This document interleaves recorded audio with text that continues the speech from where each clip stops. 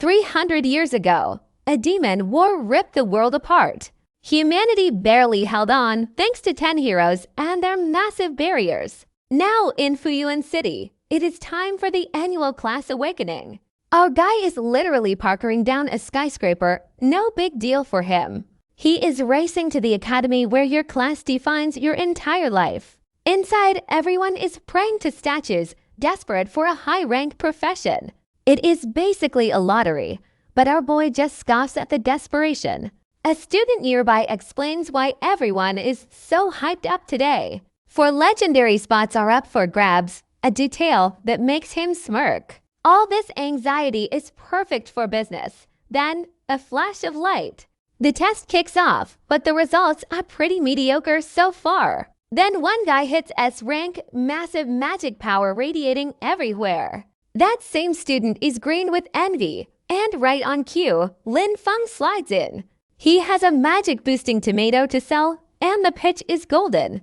A spirit plant for a 5% power jump, a total bargain, right? His bag is packed with buff-granting produce. It is a farmer's market of miracles. A crowd gathers, calling it a scam, because of course they do. He drops his ultimate move, limited stock, and the first one is free.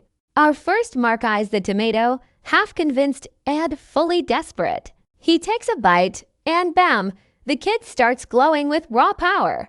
Power surges through him, but a guy in his suit recognizes the produce. He brings up the elite academy, but our boy plays it off as a promotion. Suddenly, some rich guy winks, trying to buy out the entire stock. Just like that, the crowd goes wild for magic tomatoes. Lin Feng just smirks. His farmer class is finally paying off. Later, he is chilling on some steps, waiting for his big customer.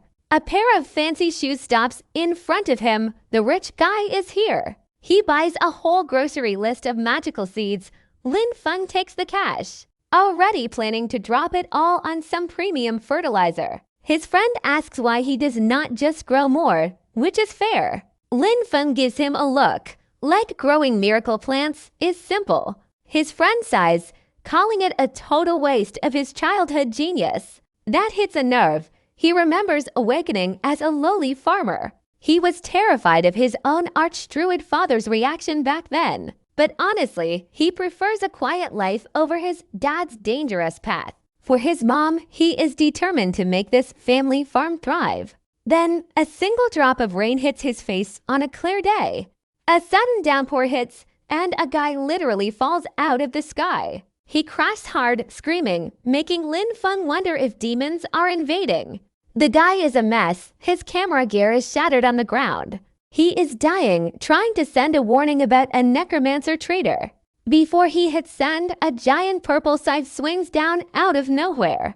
Lin Feng is floored. A necromancer is actually defecting to the demons. This traitor mocks the dying man while our boy watches in silence. The villain wants an immortal body, but he is running out of time. He's trying to stay under the radar until the academy arrives. Then his eyes narrow. He sensed something. Our boy tries to tiptoe away, but he realizes the truth. He's just stumbled right into a murder party. The villain isn't having it, asking where exactly he thinks he's going. The guy snatches Lin Feng up. He plans to use Lin Feng as a sacrifice for the dead dean.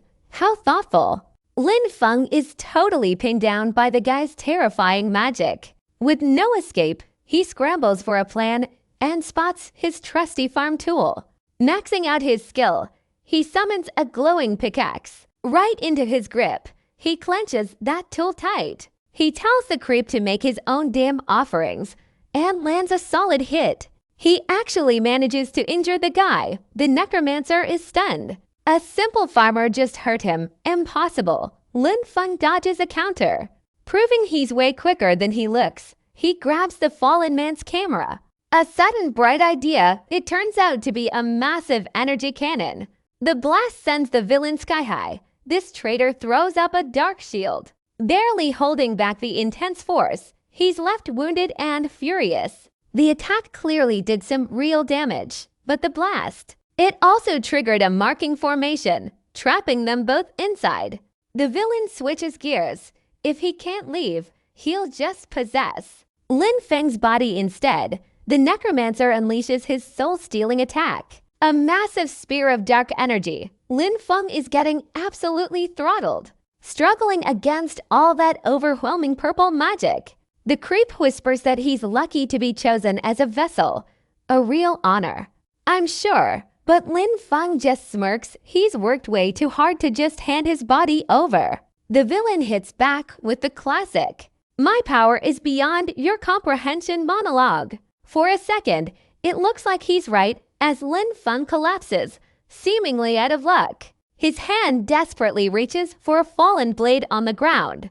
Grabbing it, he decides that if he's going down, he's taking the spiritual squatter with him. The necromancer is completely stunned by this sudden turn to self-destruction, and Lin Feng just stabs himself right in the chest. Talk about a dramatic eviction notice. His last thought, he really doesn't want to get an earful from his dad in the afterlife. As he lies there, the possession magic seems to stall out completely.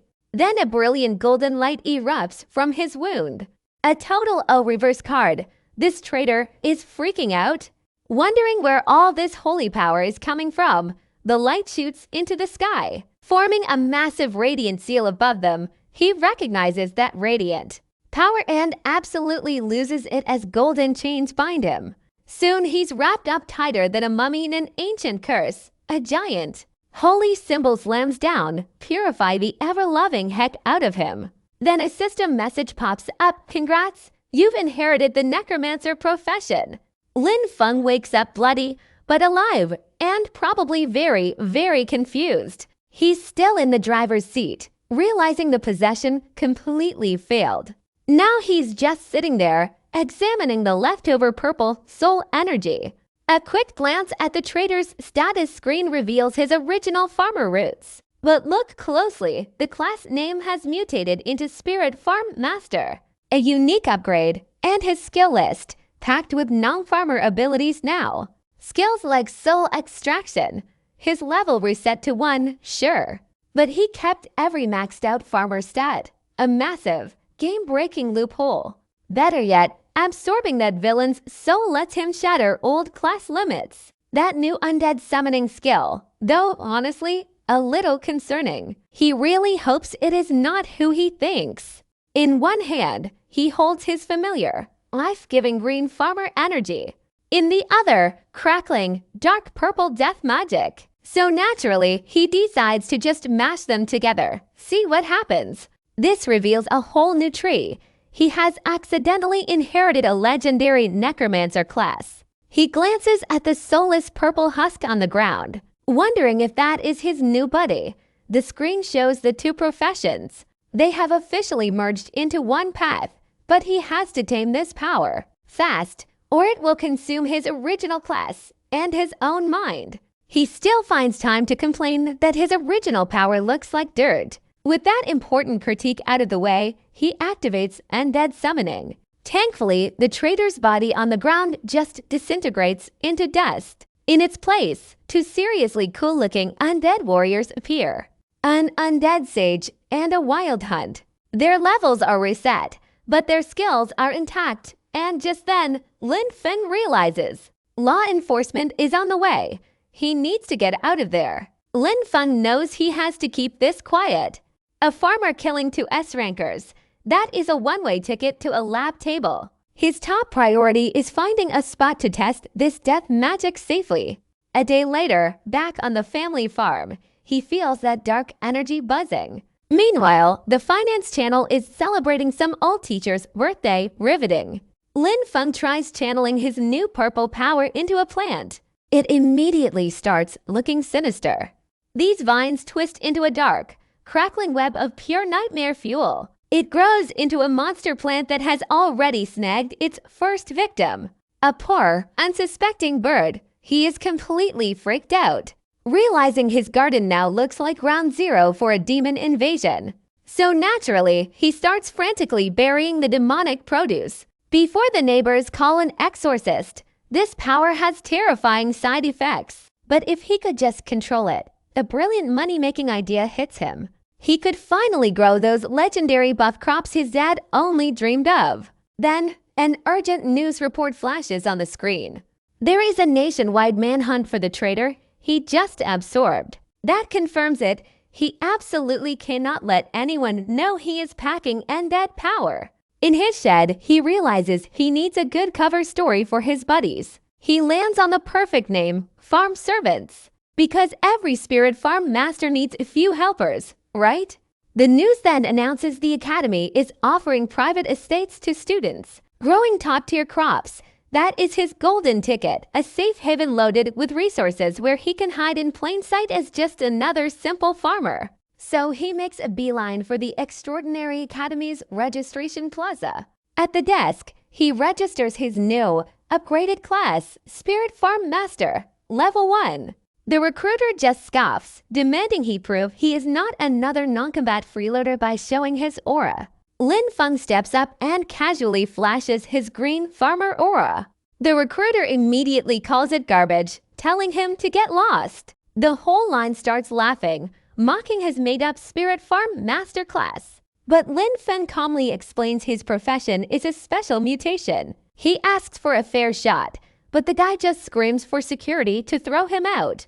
Customer service is clearly not his strong suit, so Lin Feng whips out the rulebook. He points out that all asterisk professions get to test. He even fakes a call to the Supervision Bureau. It is beautiful. Petty genius. The recruiter loses it, snatching the phone away. He gets right in Lin Feng's face, threatening him for daring to question his authority. Meanwhile, the crowd whispers that this instructor is just a bitter failure, taking it out on the kid. Having a full-blown meltdown, the guy yells at everyone to get lost if they do not want to test. Grudgingly, he leads the applicants to the testing grounds anyway. The test is a giant, intimidating maze of roots, and he gives Lin Feng one last chance to quit. Lin Feng just strolls right past him into the portal, completely unbothered. Inside, he is immediately parkouring through the roots like it is nothing. He lands perfectly, ready to get down to business. His grand plan, unleashing the terror of industrialized farming on some poor rabbits. From his bag, he pulls out some super concentrated carrot powder. His secret weapon, he carefully lays out the bait, setting up his little farming ambush. And then his target appears, a terrifying, fluffy pink unicorn bunny, the horror. His undead minions are actually struggling with this fluffy pink bunny. Deciding this is way too slow, Lin Feng gives his farm servants a new directive. Go on a murder spree. He wants every single horned rabbit in the maze. A truly evil grin spreads across his face. So his two new buddies just unleash a massive wave of death magic. This purple one goes full beast mode, tearing through the fluffy pink horrors, while the blue one traps them all in cute little death bubbles. Now watch this. Lin Feng is just stunned by how overpowered they are, even at level 1. Just then, a bell rings, signaling the end of the test. That same charming recruiter from before demands everyone turn in their loot. He is already yelling at other students for failing while they complain about the lack of rabbits. Turning to Lin Feng, he just sneers, expecting him to have absolutely nothing. Our boy just gives him a little smirk and pulls out his inventory. He proceeds to bury the guy in an avalanche of fluffy pink rabbit parts. The recruiter and his buddy are just completely speechless, jaws on the floor. Lin Feng casually announces he has 500 horns, asking if they want to count. Our boy just gives him a quick smirk, then taps his inventory. Suddenly, he buries the guy in a massive avalanche of fluffy pink rabbit parts. This recruiter and his buddy are left completely speechless, jaws on the floor. Lin Feng casually announces he has 500 horns, asking if they want them. That guy completely loses it, screaming that Lin Feng must have cheated. But then his boss walks in, looking absolutely fed up. He scolds the guy for bullying a kid, revealing those were just his pet rabbits. The director calmly tells Lin Feng he has officially passed the preliminary test. Lin Feng gives a respectful bow, thanking him for being so fair. A total suck-up move, sure, but the director gets this weird look. He says Lin Feng feels strangely familiar. Lin Feng immediately freezes up. He wonders if his cover is completely blown, but the director just asks, about his relationship with a certain Professor Lin Jai. A wave of relief. It hits him hard. His secret powers are still safe for now. He casually drops that the professor is his dad. You know, no big deal. This director's entire attitude flips, offering to pull strings for his old friend's son. A pink-haired instructor reminds him to maintain some professional dignity, please. All the other staff are just whispering about this blatant, shameless nepotism. The director waves it off, promising his new nephew a personal tour later. Watching him go, Lin Feng gets the distinct feeling this guy is a total flake. The pink-haired woman takes charge, gathering all the students who passed the test. Meanwhile, in an investigation room, a very serious meeting is currently underway. An investigator theorizes that the two missing S ranks took each other out. He suspects a third-party mastermind swooped in and stole the necromancer's talent. This guy is so proud of his theory. Pay attention to how smug he looks. He is pointing at the board like a true genius. His boss just tells him to shut up with the wild speculation. But the investigator slams the table, swearing he will find the actual evidence. His superiors just want to get rid of him for being a liability. Back with the director, he reveals a kill-on-sight order for the necromancer. He even adds that anyone using necromancer skills will be eliminated. A tiny problem for our boy. The scene then shifts to the mission hall. For the next phase, this pink-haired instructor lays out the next test. Clear a level 5 dungeon in 3 hours. All the students immediately start panicking. They are barely high enough level to even be standing in there. She clarifies they can form teams of 5, the slightly less terrifying prospect. The whole room explodes into a desperate mess of people trying to group up. Complete with a healer begging for a hard carry, Lin Feng just stands there, completely unfazed by the frenzy. He is just watching the chaos unfold. Suddenly, someone in very noticeable red boots steps right in front of him. He looks up, probably wondering who is interrupting his lone wolf vibe. A new girl, a level 7 mage, saw his rabbit massacre earlier, and she wants to team up with the capable guy. Internally, Lin Feng knows teaming up is a no-go for him. He absolutely cannot expose his necromancer skills, so he gives her the classic rejection. He prefers to act alone, smooth as ever. She takes it surprisingly well, just wishing him good luck on his solo run. With that potential complication handled, he turns and walks away. He heads straight to the registration desk, telling the instructor he is going alone.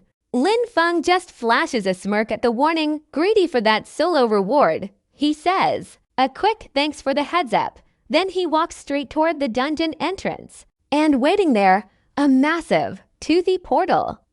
Looks anything but friendly. Guards block his path immediately, asking where the rest of his party is hiding. He answers like it's nothing. It's just me. Well, they try to wave him off. But our guy just points to the rules, which clearly allow for solo entries. Checkmate. The guards watch him walk inside, totally convinced. This kid's ego is going to get him killed, they figure. They wish him good luck with all the sincerity of a tax audit. Inside, it's a creepy bone-like cavern, absolutely crawling with monster eggs. Lin Feng strolls in like he owns the place, the portal snapping shut behind him. A couple of lizard monsters greet him, but he's not impressed. Then the camera pans out to reveal the truth. He's facing an entire ocean of them, but he just sees a perfect chance to train. Time to test his new summoning skills, so he unleashes his Forbiddance technique. Purple energy explodes everywhere as an entire pack of shadow beasts materializes. They're ready for orders, waiting for his word. With a dramatic point, he gives the command, "Charge." His undead army crashes into the horde, led by his two main servants. Lin Feng, meanwhile, is already wondering if they can be taught to fetch water. These two rank-S farm servants absolutely go to town on the monsters. His purple buddy delivers a devastating energy-charged punch. It tears through those winged beasts like they're made of tissue paper. Meanwhile, the blue one calmly prepares a spell, looking bored as ever. It traps a whole swarm of enemies in those cute little death bubbles again. And Lin Feng's big takeaway: He can finally automate weeding, a true farmer's dream. Their combined assault just vaporizes the entire monster wave in a flash. This massive experience dump instantly pushes him up to level 7. Now he stands there, master of a bigger army, looking pretty pleased. Just 30 minutes later, Lin Feng is already at the boss room. A massive, chained-up beast roars to life, but he just smirks. See, this is the perfect chance to test his full power. The whole undead squad materializes as he barks out his attack orders. They unleash a spectacular, coordinated assault on the boss. While his minions fight, he pops a mana pill. Impressed with their teamwork, his main purple servant goes toe-to-toe with the beast. Winding up for a final blow, it connects. A massive purple explosion of energy. That nets him a sweet level 8 and a satisfying pile of loot bags. But he's already complaining the stat boosts are garbage compared to his own crops. Then the system drops to reward chests, one for each of his classes. A sinister thought crosses his mind. If dungeons give double rewards, what else can he exploit? Stepping outside, he's met by the stunned silence of the guards. They decide he must have cheated, since he isn't even dirty. Unbothered, Lin Feng just heads home. They figure he cheated, because he isn't even dirty, completely unbothered. Lin Feng heads straight to the pink-haired instructor to report his mission scroll. He gets a glowing green checkmark of success, leaving her absolutely stunned. She cannot believe he actually cleared a level 5 dungeon solo. Our boy just gives her a smug little smile, mission accomplished. She starts lecturing him about the risks of solo runs for his own safety. Lin Feng just gives her a polite thank you, completely unbothered by the warning. With that, she points him toward the final interview hall to rest up.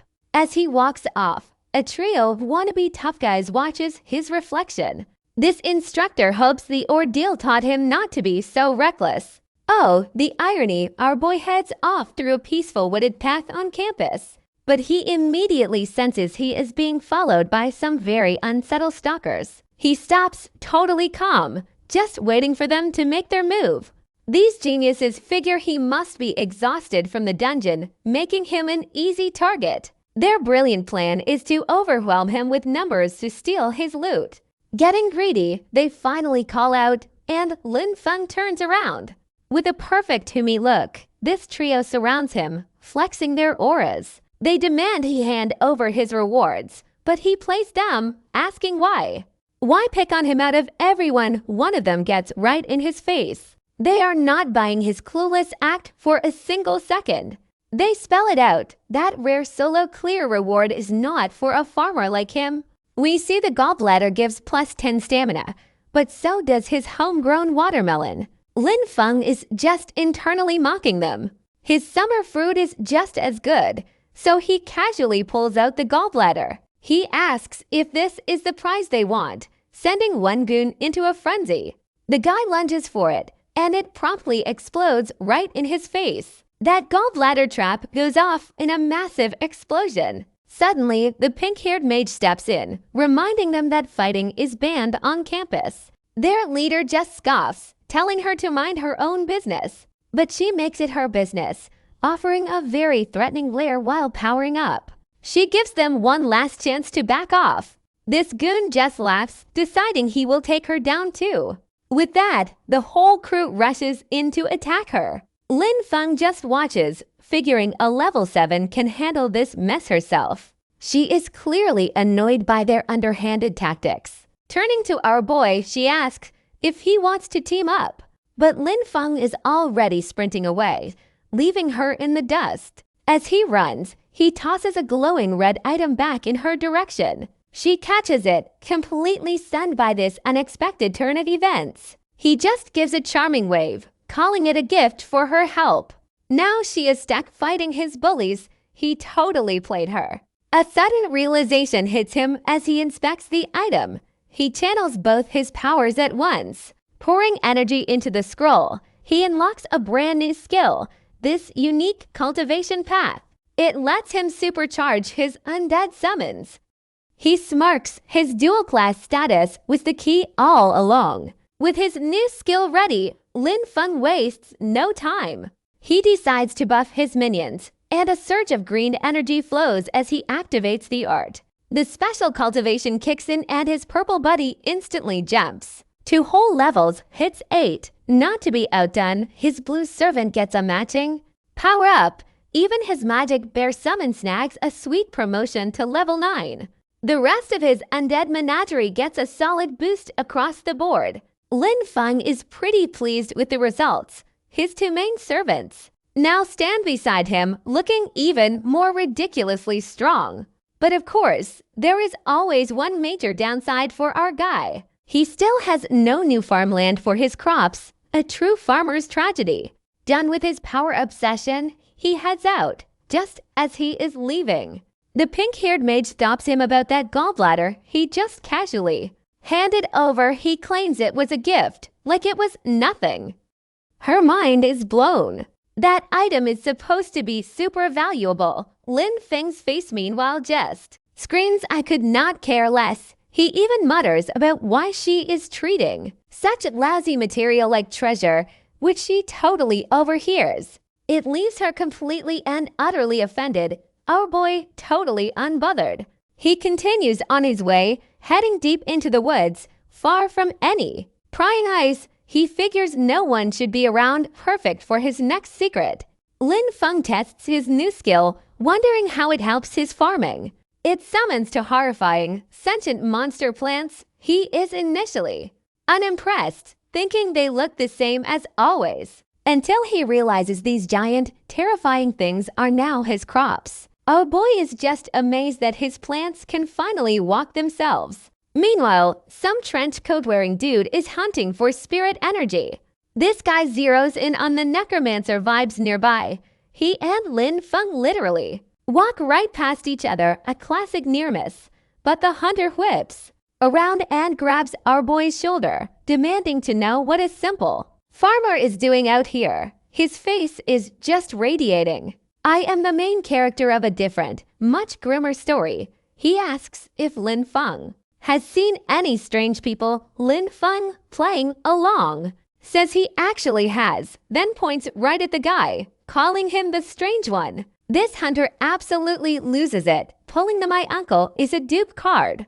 Powering up a flaming fist, he threatens to kill the lowly farmer. So a fight is about to break out in the middle of the woods. This hunter summons some kind of green beast man to attack Lin Feng. Lin Feng just stands there, arms crossed, completely unimpressed by the display. He calmly states this farmer can beat him with one hand. This hunter's beast man roars, crackling with raw green energy. It lunges forward to attack, but Lin Feng just tosses a small pouch at it. Turns out he has weaponized his crops with undead magic, a homemade paralytic. This poor beast inhales the entire cloud of suspicious farm dust. Suddenly, the world is spinning and all its strength just vanishes, a classic case of bad allergies. Lin Feng just casually explains it is some common powder from his field. This, he smirks, is the true power of a farmer. With his opponent completely helpless, our boy just wails on him with energy. Strikes. This hunter ends up stripped and strung up in a tree. Time for a lesson in humility, farmer style. An announcement calls all candidates to the auditorium for interviews. Hearing this, Lin Feng realizes he's about to be late for the main event. Outside the academy, the crowd is already buzzing with gossip as Lin Feng walks by. Rumors fly about him being nothing but a dungeon-clearing mooch. Some candidates are already sizing him up, convinced they're way stronger. That pink-haired girl he ditched earlier tries to return his gift. Looking flustered, he just waves it off, telling her to keep the useless item. Then our boy monks on a watermelon for a stat boost, totally baffling everyone. Inside, the interview panel is ready to judge the new recruits. A stern proctor with a monocle calls the first name Cheyenne. This Cheyenne stands up, announcing he is a level 6 Earth-type warrior. Cheyenne shows off his ability, summoning a massive stone battle armor. This impresses a level 44 berserker who offers to be his personal instructor. The kid is ecstatic, immediately accepting the honor. Once that's settled, the monocle-wearing proctor finally calls out Lin Feng's name. Our boy gets up looking like he's just here for a free lunch. He introduces himself as a level 8 spirit farm master, complete with a flashy green aura.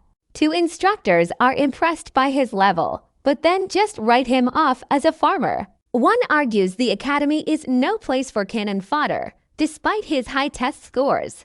To settle the debate, the head proctor suggests a little combat assessment. The entire panel agrees, clearly eager for some entertainment. He's asked if he's willing to prove he can actually fight on the front lines. Lin Feng's only thought is how to win without exposing his necromancer powers. He just flashes a confident smirk and says he is in. A space is cleared in the auditorium for him to face off against the berserker. The instructor's terms are simple: just survive his attacks for 5 minutes. Now watch this. The instructor unleashes a massive wave of golden energy. The sheer pressure sends all the other candidates reeling, barely able to breathe. But Lin Feng is just standing there, completely unbothered by the whole display. This earns him a nod of respect from the instructor for his sheer grit. Lin Feng smirks, finally ready to summon his servants. He brings out his secret weapon, a leafy, undead bear. It is cloaked in nature magic, and yeah, who'd guess this giant cabbage is actually a zombie? The instructor is genuinely impressed by this rare mutated class. Grinning, he pulls out his daggers, ready for a real test. These two square off in the middle of the auditorium with a flash of gold. The berserker lunges forward, clashing with the summon in a blur of pure energy. This guy is clearly putting his all into every single strike. He lands a flurry of blows that would shred any normal minion. Even the head proctor notes how incredibly tough the summon is. The instructor follows up with a brutal kick right to the chest. The proctor casually asks if he's getting tired yet. Lin Feng just explains his undead, and the battle keeps raging on. He follows up with a brutal kick straight to the chest, but the proctor barely flinches. The proctor asks if he is getting tired yet, while Lin Feng just explains his undead technique. Pain is gone, a total non-issue now that the berserker realizes it. He has to get serious to win, even promising to pay for the summon. He is about to destroy everything, finally unleashing his berserk skill. Full-on bloodthirst mode kicks in, and with one final, savage strike. The leafy bear is completely obliterated. The instructor just stands. They're looking way too proud of his own handiwork. He tries to taunt Lin Feng about losing, expecting tears. But our guy's face is just a blank slate of pure, unadulterated boredom. The instructor is genuinely baffled by that lack of reaction, so Lin Feng just casually summons a new wave of energy, unleashing a swarm of plant monsters that has the instructor screaming foul play. These leafy tendrils bind the berserker, who is suddenly on the defensive. Watching from the side, the head proctor looks like he has seen enough. That berserker is getting absolutely buried under a mountain of angry vegetables. With a simple stop, the proctor steps in to end the match, declaring, Lin Feng has passed, but no nature instructors are available. Lin Feng's first question isn't about a mentor. He asks about his resources instead. A true grinder, the proctor promises. He will get the standard package, no worries there. Then he offers Lin Feng one special request for being an outstanding candidate.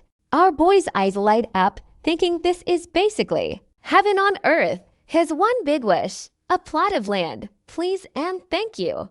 The proctor is floored. He turned down legendary gear. For some dirt, Lin Feng just gives a charming smile, asking how a farm. Master can master anything without a farm. Defeated by logic, the proctor grants him an old wasteland and an open invitation. With the interview over, Lin Feng is finally dismissed to go rest. Meanwhile, his file makes its way all the way up to the principal's office, showing off his very unique and slightly suspicious student profile. The principal himself finds the spirit farm master profession quite interesting. Back at the academy, a staff member bursts in with an urgent report for the principal. She hands him a file. and the contents are clearly not good news. The report reveals an investigator was just murdered by a necromancer near the school. Meanwhile, Lin Feng is happily strolling toward his new wasteland training ground. He finds the spot, looking way too pleased to be in the middle of nowhere. His new deed for 100 mu of land glows with official magical authority. Now watch this. This kid's a little salty. It is only a 1-year lease. Still, the sheer joy of having his own massive farm immediately takes over. With a dramatic pose, he unleashes his necromancer powers. To summon his workforce, out come his undead servants. A whole crew of spooky-looking helpers. He grins, ready to put his new farm hands to work. One of the summons starts tilling the land with pure, unadulterated violence. Another unleashes a literal tidal wave. For irrigation, talk about efficiency. Even the fluffy and dead bear joins in. Thing is helping out with a rake, which is just adorable, while Lin Feng is chilling with some watermelon, basically supervising his magical slave labor. The land is officially reclaimed, and our boy hasn't lifted a single finger. He's actually surprised his undead are such go-getters, just standing by for new orders. One of them lets out a creepy little chuckle, then taps him on the shoulder as if expecting a pat on the head. Lin Feng just sighs, realizing they're still just mindless puppets, not actual employees. With his business at the academy done, Lin Feng heads out. One of his more regal-looking undead spirits materializes right beside him.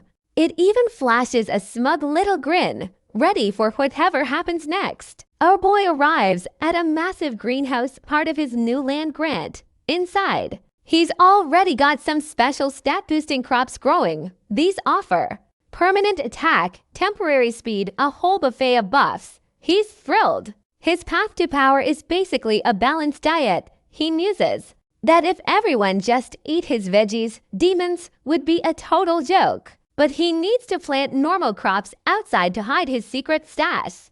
A day later, the operation is in full swing. His undead farm hands are already digging up a fresh batch of potatoes, and Lin Feng is supervising like a true manager, shovel in hand. He's super impressed with how fast his zombie crew works until he spots one of them getting a little too friendly with the harvest. This little undead lizard is just straight up eating a potato. It stares back at him, caught red-handed and looking totally clueless. Suddenly, a status window shows. The lizard got a temporary level and defense boost. He realizes the potato's magic effects worked on his summon, and the gears start turning. He can buff his entire undead army with food, so his new project begins, systematically testing which veggies create the strongest zombies. Meanwhile, some blue-haired assassin is scouting Lin Feng's new farm at night. He's got his daggers out, totally confident he can just slice through the greenhouse. Peeking inside, he spots a single person lounging in a hammock. Smells like a trap, so he decides to make a subtle entrance by smashing the glass. He bursts through the wall like an action hero, only to be met by an angry, explosive potato with a face. It goes off right in his path. Absolutely beautiful, but he just smirks, thinking this level of defense is a complete joke. So he starts stomping on all the other potato mines like it's a fun game. His face immediately shifts when he realizes he's made a terrible mistake, because the entire field of spuds goes up in a massive chain reaction. And from the smoke, a new plant-based summon starts to grow. It forms into some kind of powerful nature spirit, all swirling green energy, revealing a full-on plant goddess ready to absolutely ruin this guy's day. Her eyes glow with some serious "you messed with the wrong farm" energy. This assassin is just blown back, screaming damn it into the dust. He's on the ground, whining about how he's only here to impress some duke. Getting back up, he vows to chop this new summon into tiny pieces. He rushes in for a strike, but his blade tangles in a sudden swirl of leaves. That is when he finally realizes these plant monsters possess an undead aura.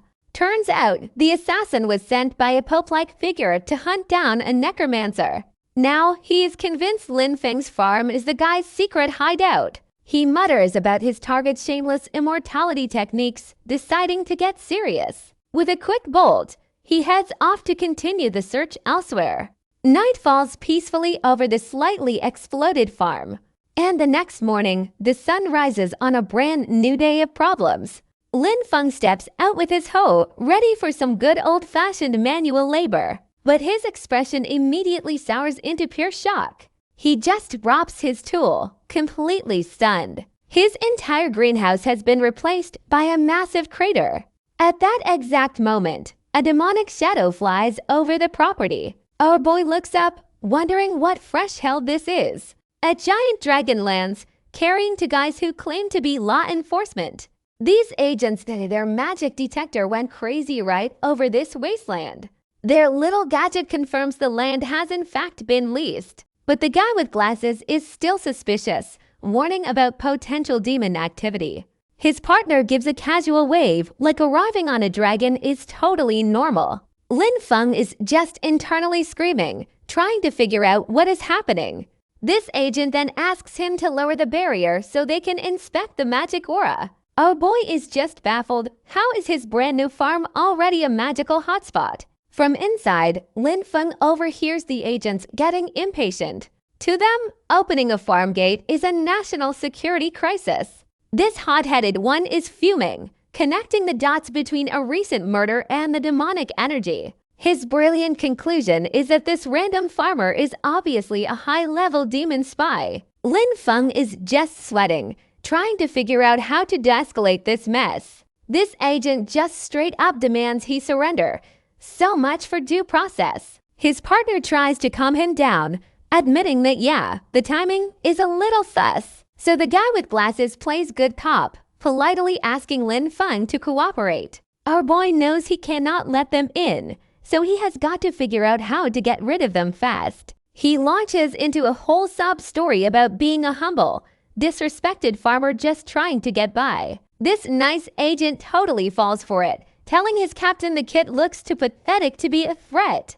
But the captain is having none of it. He is absolutely losing his mind at his partner's soft heart, screaming that anyone can fake being pitiful. He just charges in for a punch. Now watch this. Here is where the power difference really shows. He lands a massive hit right on Lin Feng with a huge explosion of force. Lin Feng barely even feels it, realizing his vegetable-boosted stats are no joke. But he knows he has got to sell the injury. Time to put on a little show. He collapses to the ground, which only makes the agent more suspicious. He can't believe the kid is still conscious. Suddenly, he collapses to the ground, which only makes the agent even more suspicious. He can hardly believe that Lin Feng is still conscious. Lin Feng calls him out right to his face, asking if he is really just bullying a student to close a case. Finally, the partner steps in. He points out that Lin Feng is covered head to toe. In nature magic, the exact kind demons hate, he helps Lin Feng up, apologizing for the whole mess and promising to clear his name in the official report. Lin Feng lays it on thick, praising the guy for being such a true, upright official. Mission accomplished. That hot-headed captain is absolutely seething. He is ready to throw another punch, but his partner intercepts the blow with a sudden flash of red energy, holding him back while Lin Feng just watches. Completely unfazed, that angry captain is left totally speechless. His rage is shut down, and with the misunderstanding cleared, the agents just fly off on their dragons, leaving Lin Feng behind. He realizes that just farming is not gonna cut it anymore. At that moment, a magical paper crane drops a summons from the academy. Our guy just sighs, wondering why a peaceful life is so damn hard to get. Meanwhile, two academy higher-ups are watching the farm from a distance. The woman asks the headmaster if this kid is really just a simple spirit farm master. He teases her, a level 50 archmage, for being so impressed by the kid's magic. She admits the pure nature energy clears him of any demonic ties. But he is definitely hiding something. The headmaster agrees. This little show will silence the critics, but the real test is coming. Back at the academy, the freshmen are all confused about a sudden new test. Everyone is grumbling, expecting to start class, not more evaluations. One guy smugly claims to have insider info, but refuses to share. What a team player. A pink-haired instructor steps up, instantly shutting down all the chatter. She drops heavy news. Demon attacks are escalating on the front lines. A student panics, shouting that they are just freshmen, not soldiers. But she lays it out cold. This is not a request. It is a draft, and no one is exempt. A pink-haired girl and her posse. Watch on. Her brother tries to get her attention, but her eyes are locked on Lin Feng, who is just standing there looking cool. She is completely smitten, wondering if he is even good enough to get drafted. Just then, the instructor announces it is time for live combat testing for all freshmen. Lin Feng is just hoping his farmer class gets him a pass on all this frontline nonsense, but a new challenger immediately calls him out, mocking the spirit farm master as she strikes a dramatic pose. Vowing to incinerate him with her flames, she strikes, but he dodges her attack and hits her with the ultimate burn. Her fire could not even roast his potatoes. She is absolutely furious. She starts chanting a much bigger spell to summon a flame spirit. Lin Feng just watches her go through the whole song and dance, totally unimpressed. Then he just walks up and kicks her mid-cast, because her casting time is a joke. A single blast of green energy sends her flying out of the arena. An instant win. After effortlessly winning a half-dozen matches, he figures he can just coast. From here, a mysterious woman then approaches with a drink, telling him he is destined for a higher stage. Our guy is definitely intrigued. Lin Feng asks what she means by that, so she starts explaining. She promises him a spot at a top-tier academy, complete with legendary mounts and gear. He just glances at those dragons and says no thanks, which completely throws her off. She asks what he really wants, but he just wants a bigger plot of land for farming. She clarifies she is asking for his life goal, not some low-stakes retirement plan. He explains his grand ambition is simply to secure more room for his crops. The headmaster walks over, reminding him he is already turning a massive wasteland into farmland. Lin Feng just beams, clearly not seeing any issue with his life choices. Declaring there is no such thing as too much dirt to till, he waves and leaves. The headmaster watches him go, already thinking they should just give the kid the land. His companion asks if he is planning to take Lin Feng on as a student. She just calls him an interesting boy, obviously impressed by his weirdly chill attitude. Back in the arena, he faces the pink-haired girl who looks shocked to see him. Her eyes narrow with pure determination. She is ready to give this fight everything. She is going all out, but Lin Feng just trolls her by talking about surrendering. He says she is just too strong, which really gets under her skin. Absolutely furious, she takes it as a major insult and launches a fiery attack. Our guy just sighs, casually summoning a swirling vortex of green nature energy. Powerful vines shoot up from the ground, instantly ensnaring her midair. She desperately tries to slice her way out of the glowing magical bindings. Now watch this, the crowd is losing it over the purity of his magic. An archmage notes his power is actually cleaner than a level 80 master's. His potential is off the charts, and she is clearly taking notice. Seeing that display, she makes a shocking declaration. She wants him to be her teacher. The headmaster mishears, thinking she wants to be the one giving the instruction. But she gets totally flustered, insisting she said exactly what she meant. She wants to be the student, and he is just completely baffled by it. He asks if the demons have finally scrambled her brain or something. The archmage is dead serious though, still wanting this kid to be her mentor. Back in the arena, Lin Feng is styling on another poor soul with ease. He dodges a desperate swipe, looking bored out of his mind.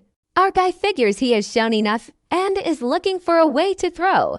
But the headmaster steps in with a threat, keeps slacking, and he loses the land. Suddenly, Lin Feng's eye glows with righteous fury. Nobody touches the farm. From the sidelines, the pink-haired girl can feel the entire atmosphere shift. He is finally done playing around, gathering a massive amount of nature energy. Ready to unleash hell, his opponent counters by summoning her own fiery aura. Not backing down, she launches a giant fireball, a classic big move finisher. Lin Feng just winds up to punch it, because defense is for chumps. He unleashes his serious punch, a move that sounds suspiciously like a total ripoff. His nature-infused fist smashes right through her attack with no contest at all. She can only watch in horror as her ultimate spell gets completely overpowered. With a smug grin, he thanks her for the easy win. What a gentleman! The crowd goes wild, but he's already thinking about his next harvest. It is just another day at the office for our favorite farmer. Everyone finally sees it. The farmer was sandbagging this whole time. This display of raw power has the archmage completely captivated. And after the match, his defeated opponent is totally smitten. She is literally calling him her boss now, Lin Feng. He just shrugs it off, saying he is not strong. He just hits hard. His modesty is honestly killing me. Inside though, he's just relieved he saved his precious farmland. The headmaster gives him a little pat on the head, job well done. Back to reality, he offers some nice words as Lin Feng plays along. Respectfully, but our boy is actually plotting revenge on the old geezer. For threatening his farm, he is still muttering about it. The nerve of that guy. Suddenly, a voice calls out. Someone lands right behind him. He whips around, caught off guard. It is the archmage, and she is asking him to guide her cultivation. Lin Feng is just floored, asking if she has lost her mind. A farmer teaching a battle mage, she introduces herself as Vila. She is guessing about his legendary nature magic. Our boy plays dumb. He claims he only knows how to plant stuff, but Vila is persistent, begging to observe his fields just to break through her own limits. She even offers to do chores, while Lin Feng panics about his super veggies. He tries to let her down easy, claiming he is just a tough guy. But then the headmaster pops in to help, basically telling him to agree. After a little secret whispering, Lin Feng looks totally railroaded. The headmaster just decides for him, declaring the matter settled. So much for free will. Vila is absolutely thrilled by the news. Promising she will not be a nuisance, she latches onto his arm, asking if they can go right now. Zero personal space, people. Back at the farm, he is in damage control mode. He cannot let her see the greenhouse, so he points to the boring fields, claiming his special seedlings need attention as he tries to leave. Vila realizes his crops are basically high-grade stat-boosting potions. She is hooked. Her curiosity about Lin Feng is officially off the charts. An hour later, she is on her hands and knees, analyzing the dirt. She is stunned, holding a clump of soil like a holy relic. Lin Feng strolls over while she is having a meltdown over his plants. Growing magic plants in normal earth, he just claims it is plain dirt. No magic powders or anything special here. He even says he is too broke for fancy fertilizers. The dedication is real. He points out some sad-looking plants as proof of his struggle. But Vila is not buying it, thinking he just needs a financial boost. So she cleverly brings up a school policy for trading dungeon loot. Lin Feng is immediately interested, asking if this is for real. She explains that a level 10 boss drops a fang he can trade. A trade for top-tier fertilizer. Then she adds a little pressure, mentioning the exchange deadline. The program is about to be scrapped. That is all he needs to hear. He is ready to go dungeon crawling immediately. Watching him run off with a hoe, she mistakes his land-grabbing greed for a pure heart. Bless her. And just like that, he is standing at the entrance to a level 10 dungeon. The other students immediately start clowning on him for bringing a farming tool to a boss fight. He just ignores them and hands his application to an instructor to go in solo. This instructor is shocked, trying to explain that a low-level student going alone is suicide. Lin Feng just smiles, reminding the guy that rules are rules, so just let him in. This instructor is completely floored. Recognizing the girl with Lin Feng, she just puts a finger to her lips, giving him a look that says, "The rules warn him to bail if things get ugly, so our guy heads for the portal." Other students are already calling him cannon fodder. They're basically writing him off as a total embarrassment who is about to get himself killed. Meanwhile, inside the dungeon, a totally different team is clearing mobs, led by Lin Feng's edgy twin. One of his teammates casually throws up a shield against a pack of shadow wolves, while another, decked out in shadow armor, just carves right through them. This leader then pulls a classic necromancer move, raising a fallen Wolf as his new minion, and his undead summon is a cute little ghost puppy. Peak intimidation right there. He finally reaches the boss, a massive kobold chieftain. He looks completely unimpressed. With a massive yawn, he just tells his summons to go get him. Zero effort required. The boss roars, winding up for a huge strike. The boss swings its glowing blade down, but his shadow wolves are already there. They swarm it, crackling with dark energy. Their combined attack slams home. The chieftain takes it all in a massive blast of purple power. A shockwave rips straight through the chamber, sending debris flying everywhere. Just like that, the boss is down, dropping the Feng. And that is a level up for our necromancer. The system chimes in, telling him he is still too low level to resurrect the boss. A real shame. He is not too bothered though. He already snagged the main prize.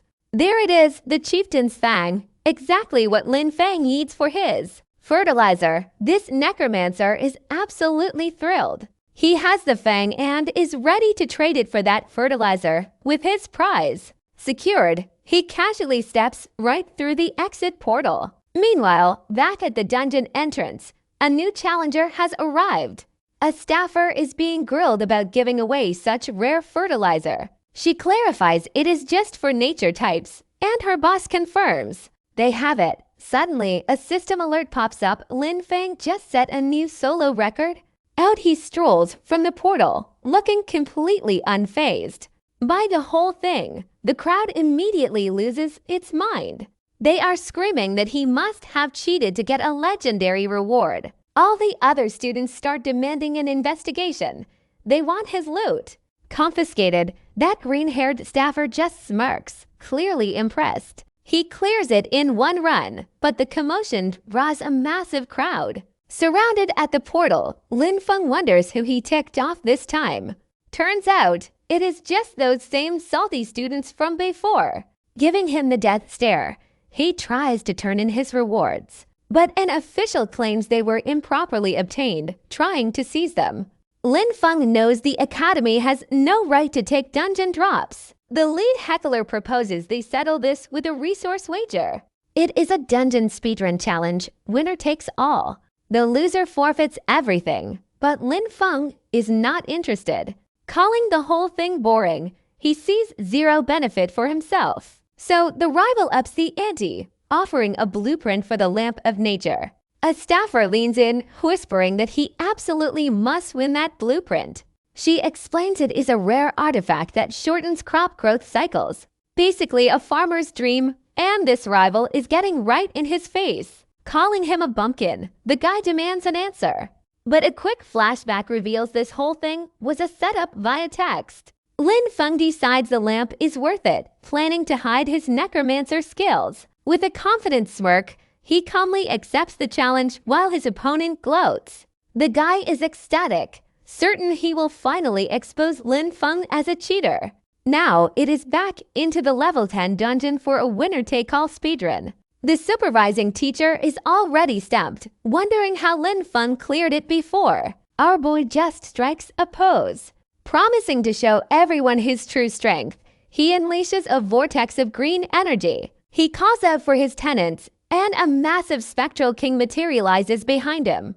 Looking bored already, this teacher is completely floored by the summoning speed. The quality of the squad is insane. From his perch, the teacher watches. He is finally about to see how that impossible solo run was done. Lin Feng just points a finger, ordering a full-on assault. Right on cue, a pack of shadow wolves comes charging out of the woods. One of his nature summons, a leafy-based golem, winds up for a punch. It launches a barrage of green energy blasts straight into the mob. The Spectral King just puts a finger to its lips, hush now. These energy projectiles slam into their targets with explosive force. Then the king raises his hands, calling down orbs of light from above. The ground just erupts, completely obliterating the first wave of monsters. This teacher is absolutely bug-eyed, a whole squad wiped out in under a minute. He is just staring, trying to process this terrifying power as a special profession. Lin Feng casually informs him the trash is out. Now it is boss time. Meanwhile, his rival opens his own portal, ready to face the boss. This challenger dives in head first, blades out and everything. He immediately gets greeted by the Kobold chieftain. The boss does not look happy to see him. Back with our boy, Lin Feng is calm. He is directing traffic, telling his summons exactly where to flank. One of his leafy golems unleashes a massive blast, overwhelming a werewolf type. It happens in a flash of light while his spectral queen glides through. She cuts through the battlefield like a phantom, her strike slamming into another enemy with such overwhelming force that the resulting shockwave clears the entire area in an instant. That poor teacher is having a full-on meltdown, realizing he has to report this kid to the headmaster, while Lin Feng stands there, mission accomplished, with the dungeon boss already defeated right behind him. Yep, the big bad is just splattered on the ground. Talk about fast. From his little rock, the teacher gets a real sense of scale, and it is terrifying. Lin Feng hits him with a smug look. So, am I good enough? The teacher just nods. Completely defeated, this instructor asks if he is ready to leave the dungeon. Now that the show is over, but our boy wants to enjoy the scenery, telling the teacher to go on ahead, and with everyone gone, he approaches the boss's body. Ready to try his necromancy again, time for a new pet, he channels a surge of purple energy into the boss's corpse, giving the classic necromancer command to rise, and a massive shadow beast answers the call, its eyes glowing with power. His new summon is a hulking shadow version of the boss. Talk about a massive upgrade. With his new pet secured, he heads for the dungeon exit, strolling out of the portal like he just went for a walk in the park. This crowd of haters immediately starts sweating, remembering all the trash they talked. That green-haired staffer confirms his rival bolted after the supervisor cleared Lin Feng's name. He is then handed the blueprint. He won plus a little extra for his trouble. Our boy accepts it all with a stoic look, completely unbothered by the drama. She seems pretty pleased with herself, recapping how the rival's plan totally backfired. But Lin Feng's priorities are laser-focused. He is just giddy about getting his fertilizer. An official even hands her a memory stone of the fight, for research purposes. Meanwhile, the rival is having a totally normal one, punching a picture of Lin Feng in his gym. After his tantrum, he admits that neither force nor rules will work. He needs a new angle. He comes to the brilliant conclusion that Lin Feng's only power comes from his summons, so he pulls the nepotism card, writing a letter to his uncle the Owl. His big scheme is to have his uncle recall all the nature-type instructors from the battlefield. This lackey puts it together. He's calling in the big guns just to shut Lin Feng down. And the rival gloats that these traditionalists will see Lin Feng as a heretic and handle him personally. Meanwhile, a woman named Vila is lounging in her room, keeping an eye on things. She is watching a replay of Lin Feng's fight, calling his power absolutely monstrous. This prompts her to write a letter, telling some old fossils to get back to the academy, and her personal messenger is an adorable little bird, top-tier security. Right there, she warns that if they do not hurry, their big lifetime achievement award is about to slip away. A few days later, Lin Feng has basically moved into the dungeon. He is just chilling with his massive shadow Wolf, looking completely in charge. And he has absolutely Lin Feng shattered the speedrun leaderboard, taking every single top spot. The other students are so bored of his dominance, they have literally stopped watching.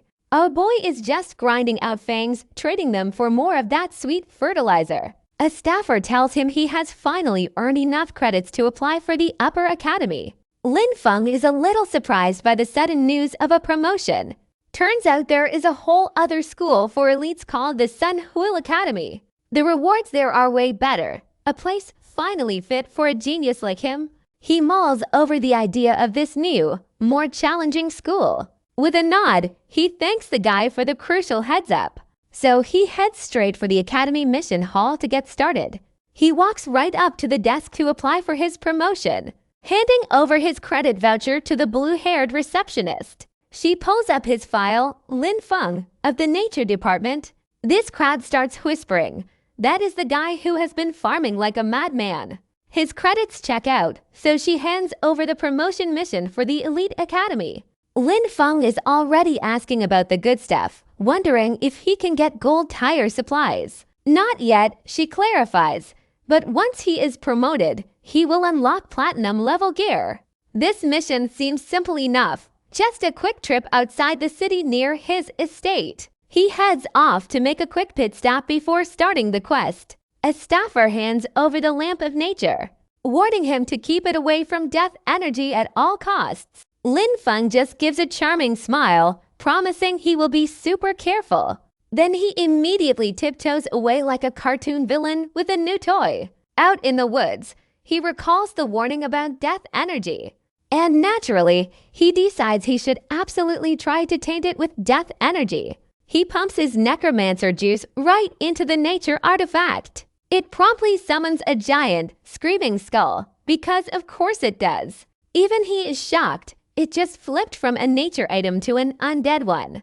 But then a burst of nature energy explodes from it anyway, forcing him to frantically hide his new bone lamp before anyone sees.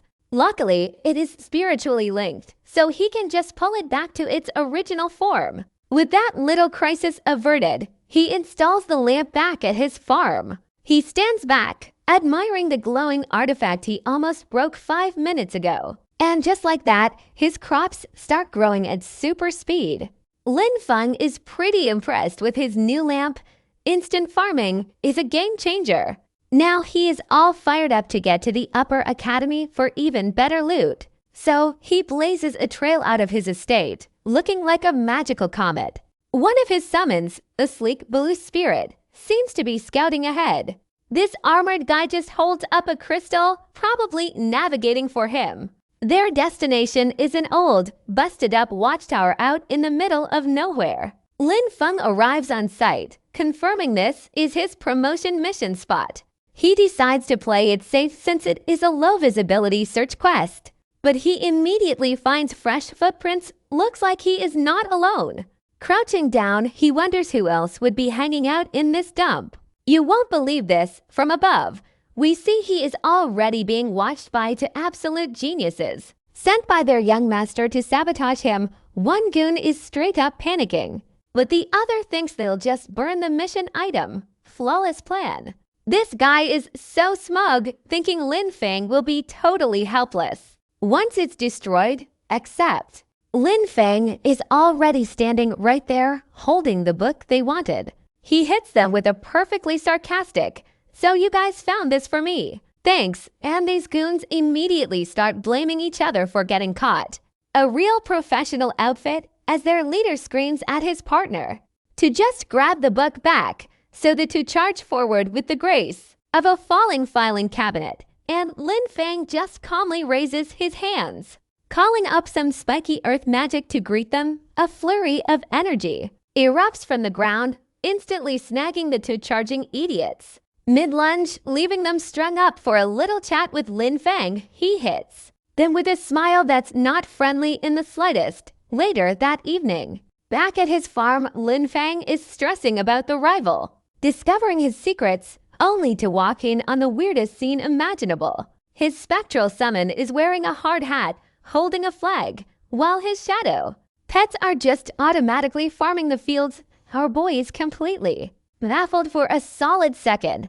Then it clicks. He's got a fully Automated farming system, baby. Meanwhile, the rival gets the report that his saboteurs are officially Mia, prompting yet another rage-fueled tantrum as he smashes a wall, screaming about their incompetence. His fury is now completely fixated on Lin Feng, livid that the kid actually dared to touch his people, so he orders men to hire an assassin group for the job, convince Lin Feng also killed some other guy named Tuka. But back at the mission hall, the quest is clearly a success, and Lin Feng is handed his new uniform. For the Elite Academy, Lin Feng officially gets his new uniform and badge for the big leagues. Oh boy is already dreaming of all the fertilizer he can buy, so he heads right back to his favorite farming spot, the Shadow Deepwood. But when he tries to apply for a solo run, the staffer shuts him down flat. He's completely baffled since this was his main grind just yesterday. Turns out there's a new rule: elites can't hog the low-level dungeons. And just like that, his entire business model is completely shattered. As he walks off defeated, the staffer breathes a sigh of relief. The warehouse is safe now, totally lost. His best farming route is officially closed for business. Just then, a voice calls out to the new junior. This new guy, Ron, introduces himself with maximum cool guy energy. He claims his squad is conveniently one person short for a mission, gets real friendly, real fast, offering a spot on the team. Thinking it over, a simple gathering quest sounds harmless enough. Right, with a nod, he agrees to join the party. Ron looks thrilled, telling him the rest of the crew is waiting by the portal, and this is definitely not the low-level dungeon entrance. Welcome to the big leagues, this guy leads. He drags him over to meet this team, and yeah, it is totally a trap. His new squad, a girl who never talks and a grumpy mountain of a man. The mission seems simple enough. Grab some herbs and avoid those nasty dark elves. The group steps through the portal for a quick gathering run. They touch down deep inside the Shadowwood, a classic, nothing could possibly go wrong kind of place. Lin Feng spots the objective right away, calling it way too easy. And of course, right on cue, a dark elf patrol crashed the party. These moth-like elves look seriously ticked off to have uninvited guests. They open fire immediately, launching these wicked-looking purple energy blasts. But Lin Feng just swats the attacks away like they are nothing. He tells his teammate to use nature magic, since the elves hate it. The guy is happy to oblige, winding up a massive spell in seconds. He wraps the entire patrol in a tight, crushing tangle of vines. Now he is whipping them around with a giant plant monster while Lin Feng carves through the remaining stragglers with his dark power. He suddenly yells that the elves are calling for backup, signaling the rest of his team. The girl you buy just says, "Let us begin." That is not a good sign. Carter, the big guy, just gives a simple nod. Okay then. He summons a massive earth pillar, looking way too pleased, and slams it down.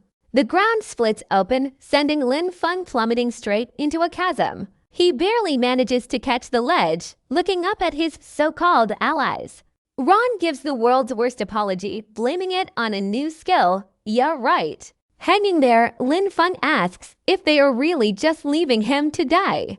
Ron explains their cover story with a smug grin. Lin Feng got cocky and died. So sad, still dangling, Lin Feng asks if they are not worried about witnesses. Their plan is simple. They will just steal his badge and fake the signature. Our boy has one last question before they walk away. Just confirming there are no other witnesses, Ron brags about their perfect record. Lin Feng finally gets the picture. He just lets go, plummeting straight into the dark void below. This idiot actually thinks Lin Feng just jumped to his doom out of pure, pathetic despair. But then that smug expression completely shatters into pure, undiluted panic, because Lin Feng is floating right back up, asking if they are ready to face his entire undead legion, to giant shadow soldiers materialize, and the assassins finally realize they messed up. One summons starts charging a massive energy attack that absolutely erupts. In a blinding flash, Ron is completely losing his mind, realizing he just tried to gank a high-level necromancer. Lin Feng just coolly asks if they have any final words before he wraps this up. Suddenly, Ron is on the ground begging, blaming the whole setup on his boss. He even offers to testify that their employer thought Lin Feng killed some guy named Tuka. Our boy just crouches down, totally clueless, and asks who Tuka even is. The assassin's face falls, realizing they were sent to murder a completely innocent man. Lin Feng just waves it off, telling his summons to bury them anyway. Details. His shadow army strikes. He obliterates the entire area. Ron can only manage one final, pathetic curse. As his team lies defeated, Lin Feng looms over him, promising their fun is just getting started. A shadowy tendril snakes out as he commands his new puppet to rise. Just like that, the assassins are his personal undead squad. He's already wondering if these humanoid summons are a big brain upgrade. After looting their gear, he decides to report their tragic demise. So he strolls over to the exit portal, ready to head home, only to find the exit completely blocked. Our boy is stumped, since the mission should be over. Then a system message reveals the dungeon is locked, but he gets a 200% stat buff right then. Shadowy shapes materialize in the woods, followed by the heavy thud of an approaching warhorse. Lin Feng's face is pure, unfiltered. You have got to be kidding me. A spectral knight on a lightning reed steed has just entered the arena. This new challenger immediately charges spear. Aim to kill, but Lin Feng's surprise quickly hardens into cold focus. He glances back at his new undead trio, thinking this won't be too hard. With a single word, he gives the order to engage, and his minion rockets forward to meet the knight's attack. Ron, the new puppet, immediately clashes with the spectral knight's energy blades, unleashing his own crescent wave of dark power. These two attacks collide in a massive shockwave, forcing the knight and its steed back for a moment. Carter, his other puppet, is already kicking some guy in the face while Yubei provides ranged support with her own shadow blasts, pinning down their new opponent with a full power volley, which ends with the guy getting absolutely skewered from all sides. Lin Feng is just chilling, eating a banana, critiquing his minions. Teamwork, peak management style. Suddenly, a massive blast from the knight slams into the ground, but the impaled guy is somehow still standing. Demanding to know how they use death magic, Lin Feng just gives him a deadpan stare, then asks with a smile if he needs another lesson in burying himself. This poor guy can only watch as shadow energy consumes him, finally collapsing to his knees in defeat. With that, one of Lin Feng's shadow beasts lunges in to finish the job, prompting a system window to pop up. 50% cleared. Our boy puts it together. It's a double boss dungeon, of course it is. So he heads deeper into the Shadow Woods core, a forest of giant mushrooms, where a tiny, creepy-looking creature is watching him from a mushroom cap. Lin Feng's expression turns serious, sensing the final boss's presence, and he finds himself in a massive, corrupted throne room. Definitely the right place from the shadows. A pair of very unimpressed eyes stare back. This dungeon's guardian demands to know why he's here, but Lin Feng just asks if she's ready to fight. Meet Savis, the level 18 guardian who does not look happy about uninvited guests. She immediately starts charging up some nasty purple magic, flooding the entire arena with a deadly-looking red aura. But a system window reveals the field actually heals. Those undead summons mean his army now has infinite mana. A necromancer's dream come true, and he is just loving the results. And that skill, what a convenient little perk. With one command, he unleashes his entire shadow squad to crush her. Meanwhile, the guy who hired the assassins explains his master plan. The dungeon is completely locked. He's certain that even with a massive stat buff, Lin Feng cannot possibly beat this boss. This dude is giddy, thinking his little trap worked perfectly. Back in the fight, a massive ice elemental attack engulfs the arena, but Wade, one of his top-tier summons, has already taken the boss down flat. Lin Feng's contribution to this epic battle, finishing his banana, of course, he casually walks over to his new powerful summon, standing over the defeated guardian. Savis lies on the ground, completely beaten but still defiant. Then she looks at his main summon and asks why Haijiao betrayed them. Plot twist. Lin Feng just stares at his main summon, the very Haijiao that Savis called a traitor. She is absolutely furious, warning him that destroying her incubation nest was a fatal mistake. With her last breath, she promises its owner is now coming for him. Right after, the entire throne room shatters in a blast of light. A massive pillar erupts from the ground, signaling the dungeon is officially cleared. The system confirms it, handing him a new record and a rank rating for his trouble. Our boy feels the power-up, still clutching his tactical banana for his reward. A giant, ominous purple egg appears on a pedestal. Lin Feng is understandably confused by this strange loot drop, but a system window reveals it is a mythic embryo of the primordial demon. Total jackpot. He is still trying to process what this incubation nest even is. So he just whips out a storage ring and sucks the entire massive egg right into his inventory. Problem solved. With that done, the exit portal opens up, but he pauses, looking back with a very necromancer-like idea. He figures reviving a level 18 boss would be costly, but she'd be as strong as Haijiao. With a classic evil smirk, he gets the command to rise. Her body levitates, wrapped in his dark, corrupting power, and she is reborn, kneeling before him with a fancy new flower for a head. She introduces herself as his new executor of death. Talk about a promotion. Lin Feng is completely floored. His new summon can actually talk. She introduces herself as the executor of death, which is a bit on the nose. Oh boy is already over it, trying to cut her off as she repeats her title.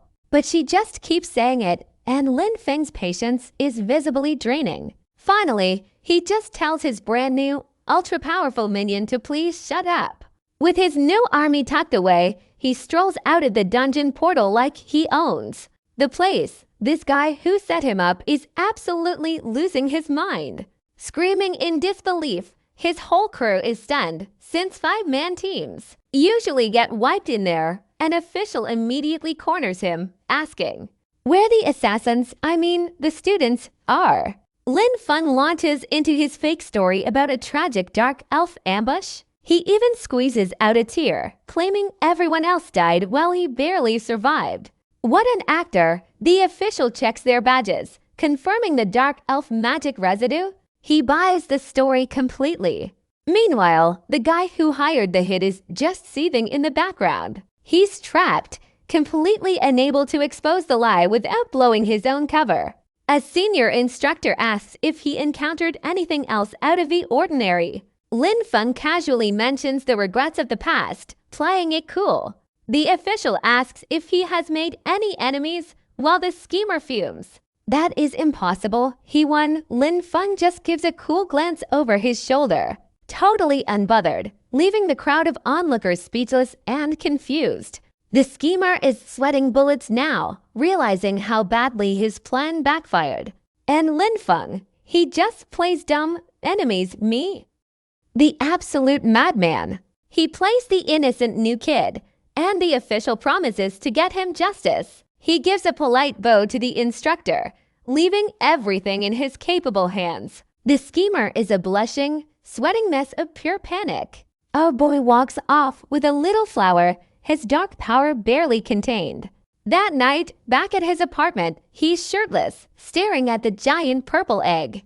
It started acting up the moment he got home. A thought clicks. What if this egg was deliberately planted in the dungeon to grow? He touches it and discovers it reacts to both his undead and nature magic. This blows his mind. Those two types should be totally incompatible. Somehow, this demon egg makes them coexist, just like he can. A very convenient coincidence. A cute, chibi version of him notes he is human. But this thing is definitely demonic. With a flash of purple energy, he decides. Now fully dressed and looking serious, he knows there is only one way to handle this. He marches right up to the principal office and gives a firm knock. The principal is surprised to see a student this late at night. Lin Feng explains by plopping the giant, glowing demon egg right on the floor. Best show and tell ever. The principal's demeanor changes instantly. He demands to know where he found it. Oh boy explains it was a boss drop. Just some random loot from the Shadowwood dungeon he cleared. The principal confirms his fears. It is the embryo of a primordial demon. That is a massive problem. The principal explains the demons are secretly growing these eggs in dungeons. Lin Feng is just trying to keep up primordial demon. Turns out they are a special unit that eats humans to get crazy strong. We get a look at the standard type 1, basically a fuzzy green piranha. Then there is the type 4, which is a whole lot more aggressive. And at the very top of the food chain, something even worse is waiting. Growing these eggs in dungeons, Lin Feng is just trying to keep up primordial. Demons, it turns out, are a special unit that eats humans to get crazy strong. We get a look at the standard type 1, basically a fuzzy green piranha. Then there is the type 4, which is a whole lot more get out of my way. At the top of the food chain, you found the blood lair lord. Yikes, this principle lays it out plainly. Demons use adventurers as unwitting incubators for these things. Once it hatches, it pops right out of the dungeon into reality. A major problem, he estimates. This one has about 6 months left before it is go time. But what is weird is that these eggs only appear near a similar aura. And he is looking right at Lin Feng. Our boy starts sweating. Realizing he has been suddenly called out, this principal just smiles, saying everyone has secrets and the academy protects its geniuses. He just wants a promise that Lin Feng will stay loyal to the human faction, which our boy agrees to. This earns him a very enthusiastic good boy pat from the headmaster. For his troubles, Lin Feng gets a territory banner. As a reward and an investment, he is absolutely thrilled. This thing is packed with power, perfect for his farm. With business concluded, the principal dismisses him to go rest, but he drops a little hint about a research topic on hybridization. That word definitely sticks with Lin Feng. As he walks away, banner in hand, a new idea sparks. What if he could truly hybridize his undead and plant minions? Back at his new territory, Lin Feng gets ready for some landscaping. He plants the shiny new territory banner. It immediately floods the area with pure nature energy. But our boy is still stumped on hybridization. He just cannot figure out how to merge his undead and plants. Suddenly, he senses something is off, realizing his flower-headed summon. Savas is acting up. Meanwhile, the schemer who tried to get him killed is sulking in a dark room. He is busy calling his minions useless for failing to take out a single rookie. Now he is panicking because the academy is investigating a murder he committed. So he heads toward a very secret, very evil-looking door. Descending into a dark chamber to go tattle to his boss, he kneels before some kind of terrifying dark god statue. He slices his own wrist as a blood offering, letting it drip onto the floor to summon his master. This awakens the entity, who is not at all happy about being disturbed. The schemer begs his master Gildusa for help with the Lin Feng problem. Gildusa calls our boy an anomaly and promises to send someone to deal with him. The schemer thanks his boss, then asks him to hurry up. A truly terrible idea. Gildusa immediately roars, not appreciating being ordered. Around by an insect, he blasts the guy across the room for his spectacular lack of judgment. Gildusa's punishment lands hard, slamming the schemer across the room. This guy gets absolutely wrecked, skidding across the stone floor. Of course, he is screaming that this is all Lin Feng's fault. Zero self-awareness. Behind him, a new assassin appears, sent by his disappointed boss. Meanwhile, at a freshman exchange meeting, Everyone is looking. Very serious in their suits, Lin Feng is just bored out of his skull, regretting. Listening to the principal's nonsense, he would much rather be back on his farm. Working on that hybridization thing. At least the free food is not terrible. Small victories, I guess. Suddenly, a blonde senior approaches his table. This guy breaks the social quarantine. All smiles, asking for advice. He wants to know how Lin Feng cleared that dungeon solo. Lin Feng's internal alarms are screaming. Feels way too suspicious. Lin Feng puts on the waterworks, fake crying hard. He mourns the tragic deaths of his seniors. The blonde dude actually plays along. He apologizes for the painful reminder, but his inner thoughts tell a different story. He's the assassin, Guido's Ascent, and honestly, he's not impressed. As the guy walks off, Lin Feng watches him with a cold, sharp stare. Our boy knows exactly what is up. That was no friendly chat. Back in his room, the original schemer is still feeling uneasy. Even with backup coming, a shadowy voice confirms his worst fears as dark energy. Swirls by his bed, he jolts upright, demanding to know who's in there. And it's Lin Feng, with his executor of death right behind him, ready to collect debt. Lin Feng starts a little pop quiz on pain, asking if this is number 1.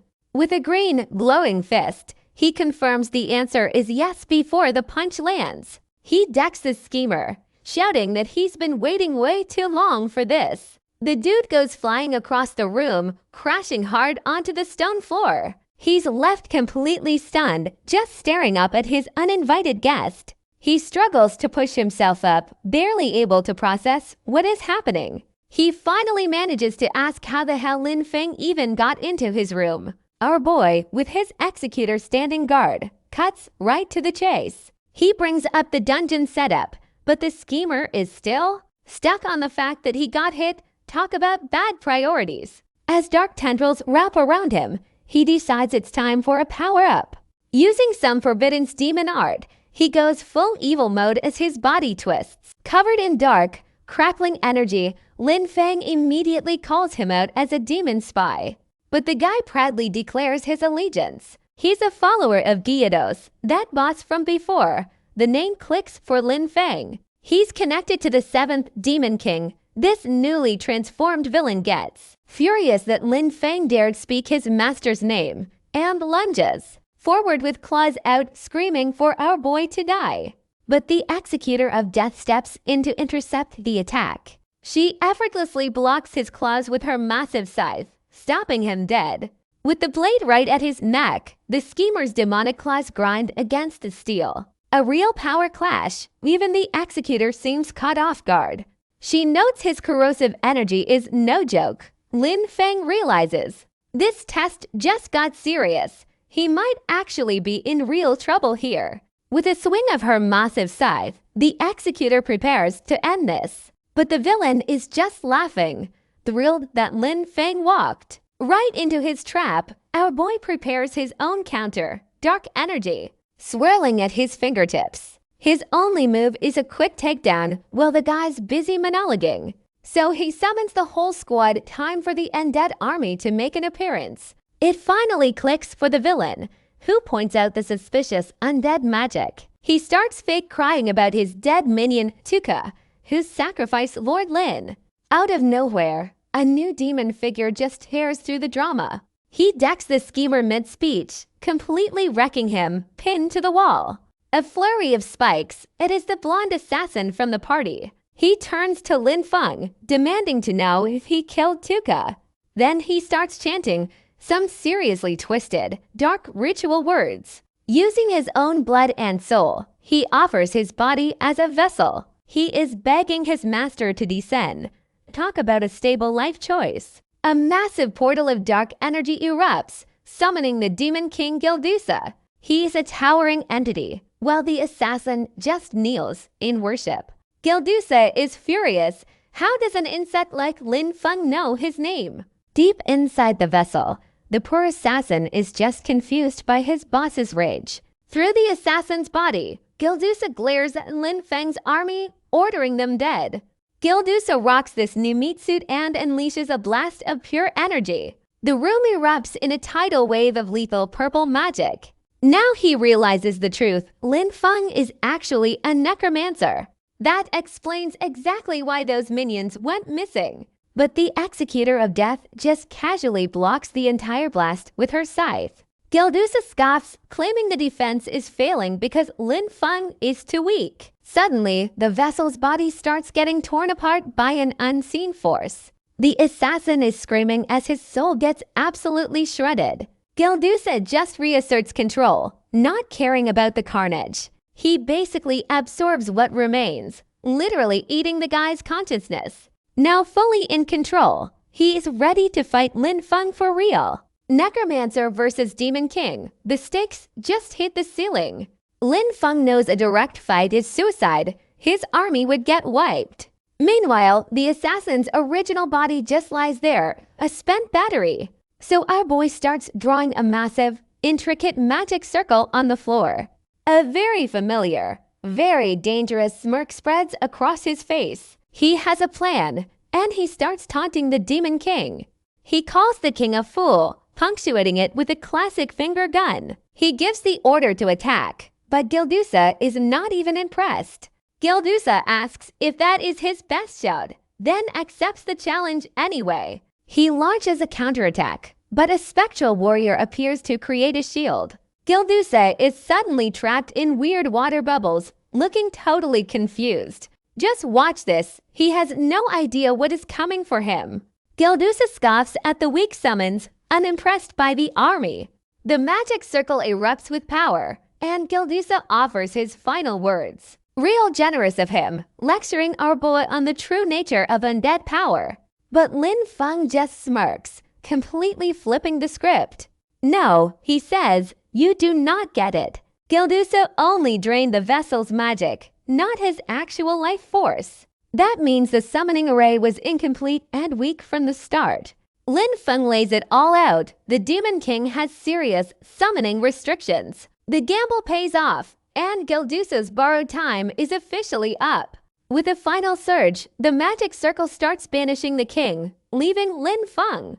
Standing in the wreckage, Lin Feng gives a casual wave to the empty air, promising a rematch later, just as Academy scouts spot the massive blast. Oh, Lin Feng's face goes from pure badass to I need to get out of here right now, and he books it.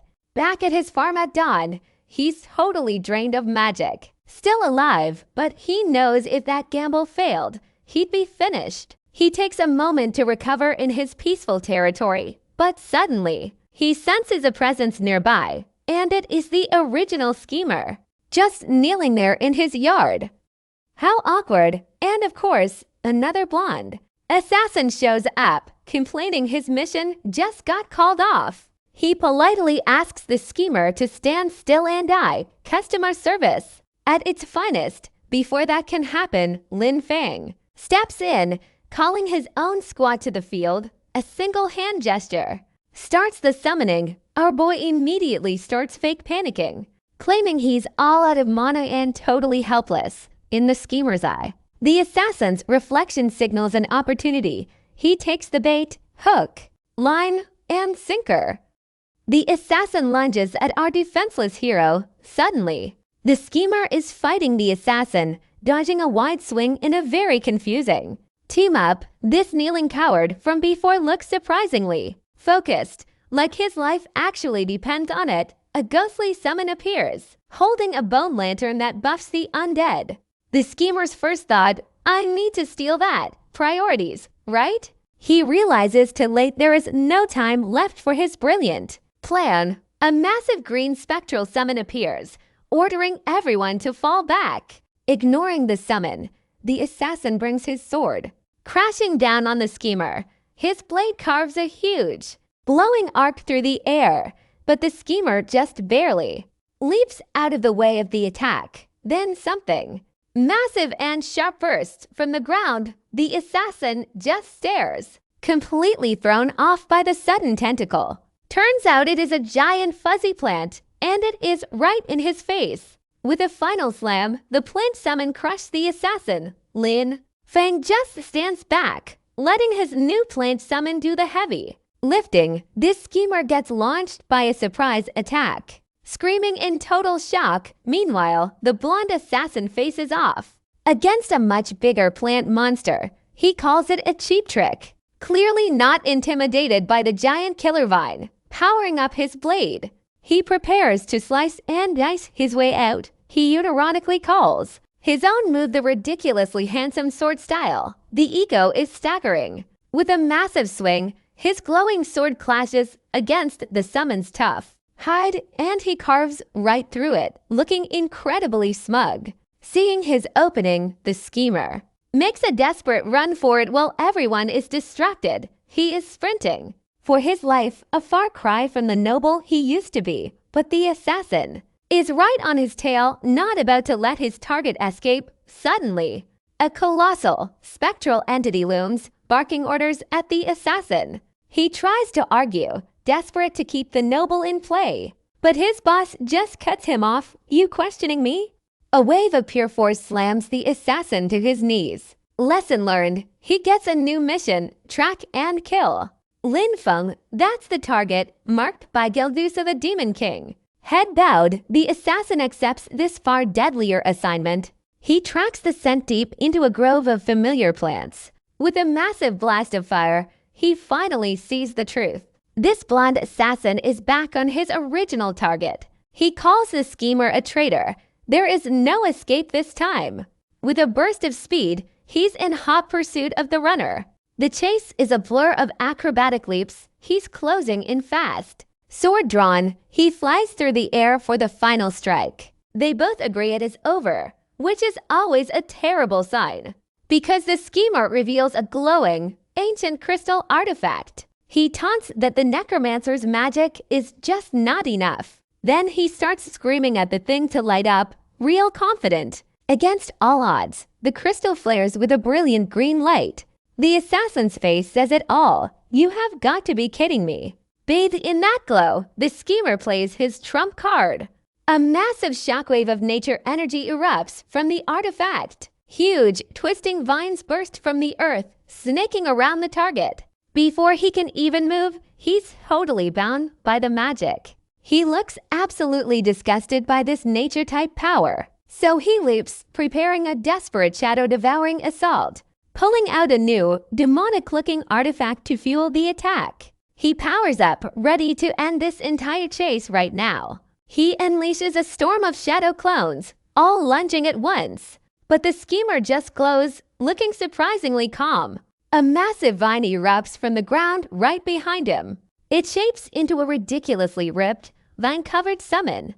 This monster immediately unleashes a flurry of vine whips. The green nature magic just tears through the purple energy. Every one of those shadow clones is shattered into pieces. So much for that ultimate move. The vine man stands firm. The assassin is stunned, seeing the summon clearly now. He recognizes the creature as someone he thought was dead.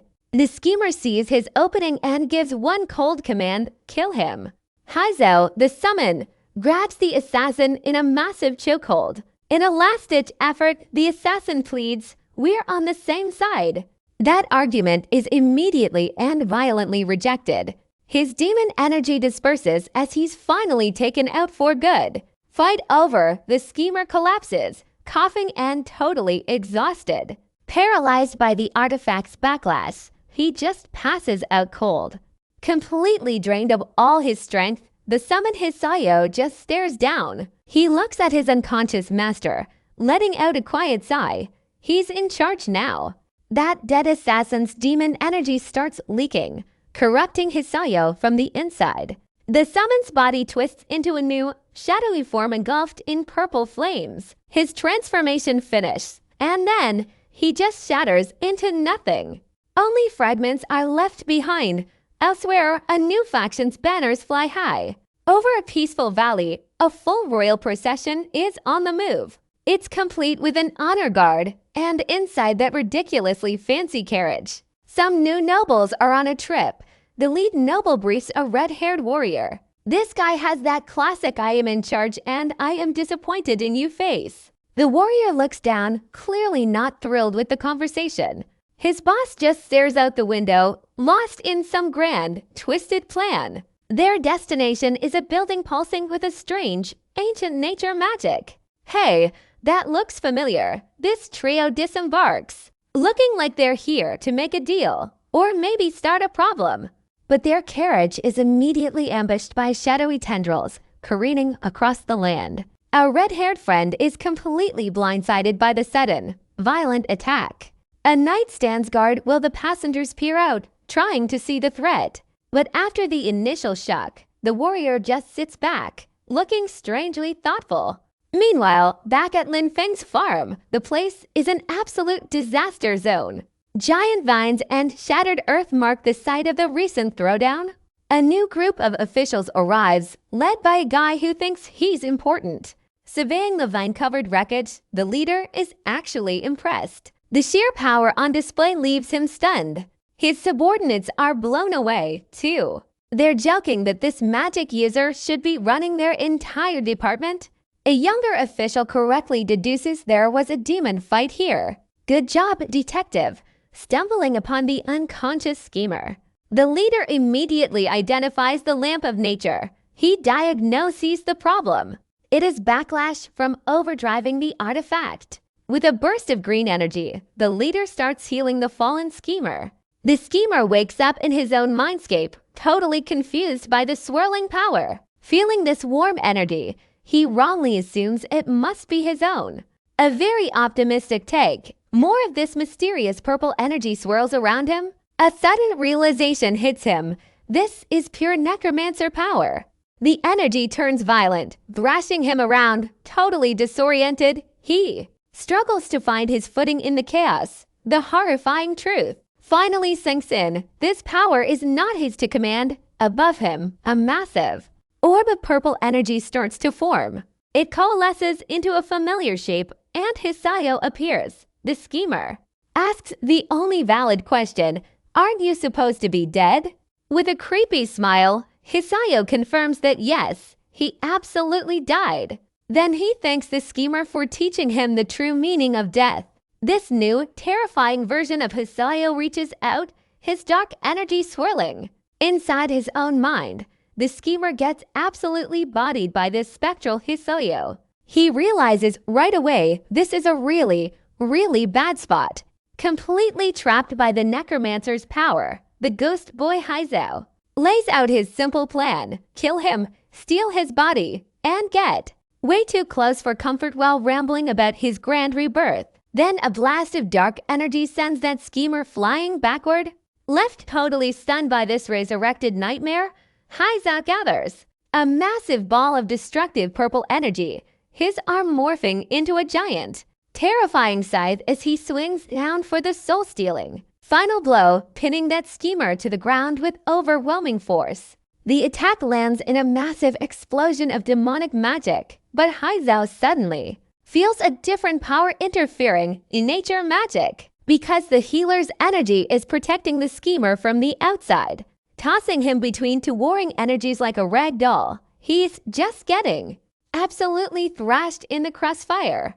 Then the violent mindscape fades into a peaceful sunset. Waking up, he realizes his own power was too low for Hisayo to take over, but having a vengeful ghost in his soul is a major long-term problem. Meanwhile, the official gives his diagnosis. Just a little magic exhaustion, nothing to see here. The official leader notes. Lin Feng is awake, while his subordinate confirms a high-level demon was definitely here, waking up on a stretcher.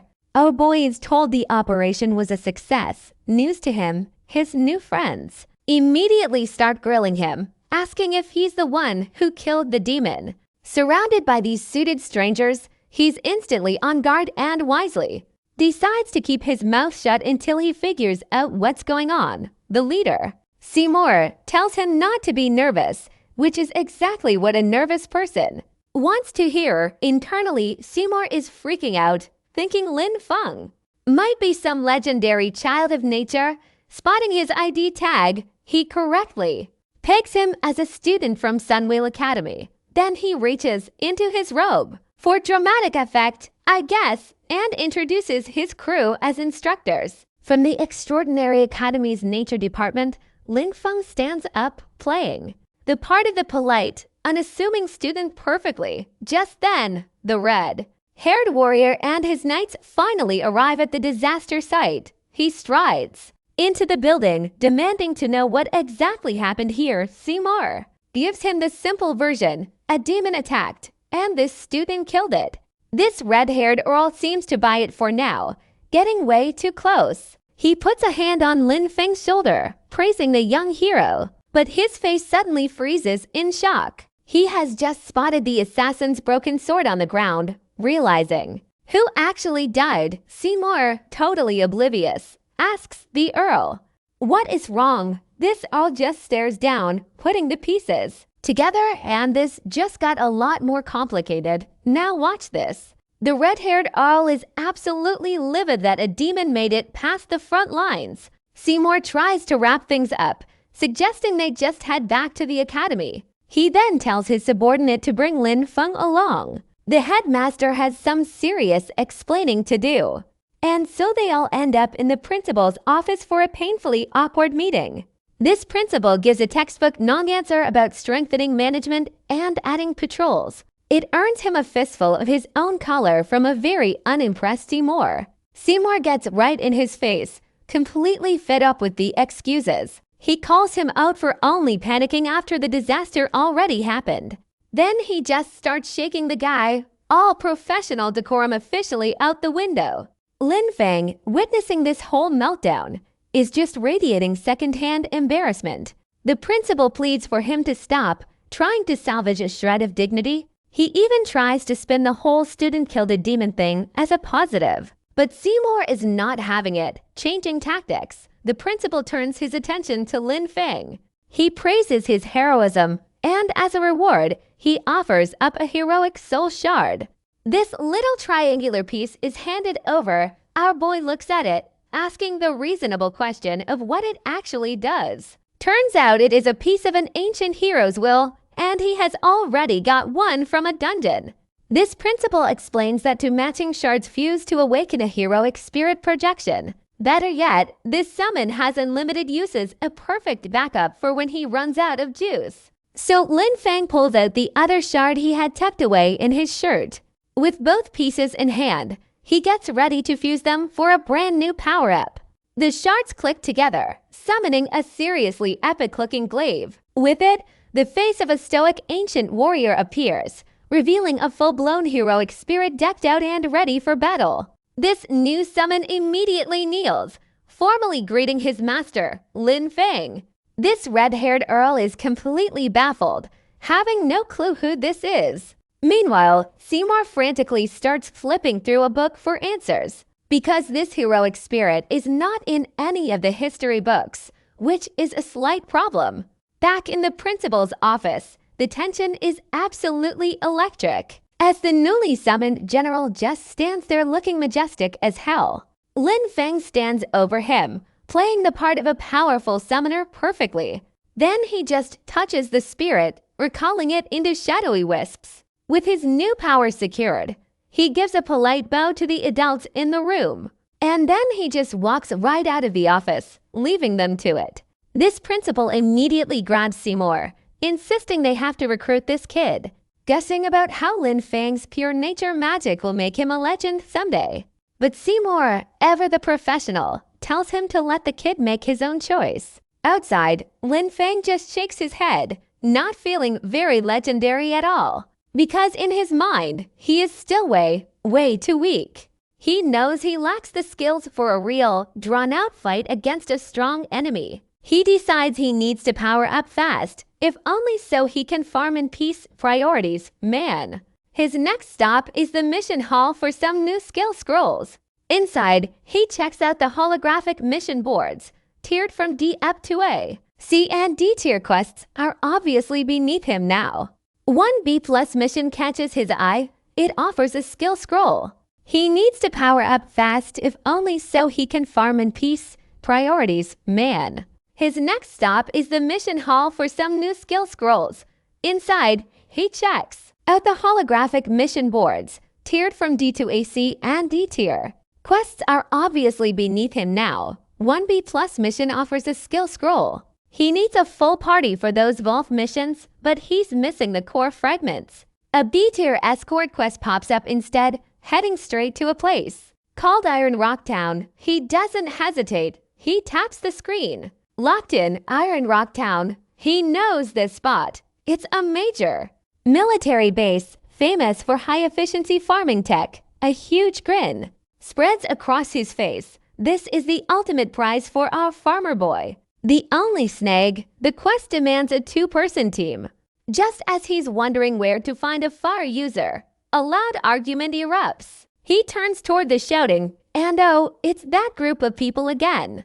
A pink-haired girl is absolutely furious, screaming about being sold fake potions. This blind woman demands gold-tier items as compensation. Total shakedown. Nearby students just sigh. It's the 3rd newbie they've seen scammed this month alone. But the girl isn't backing down, demanding her payment back. This blonde, flanked by her goons, just mocks her, "You drank it. It's gone." This won't end peacefully. The pink-haired girl is already powering up.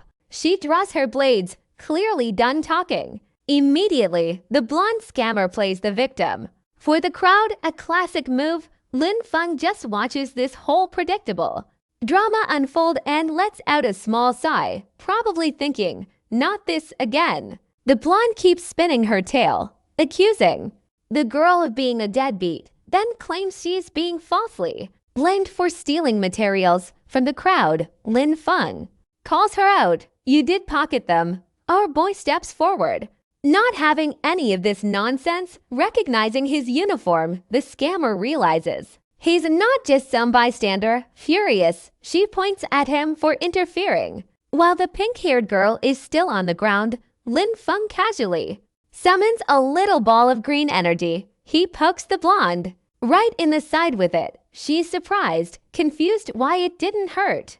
Then she realizes her pouch feels lighter because Lin Feng is holding the stolen magic bear gallbladder up for everyone to see. Totally exposed, the scammer is livid that a senior is stepping in. She throws out a weak threat about next time and retreats. Ignoring her, Lin Feng tells the pink-haired girl to take the item. It's the same gallbladder from their last run-in, which he holds out.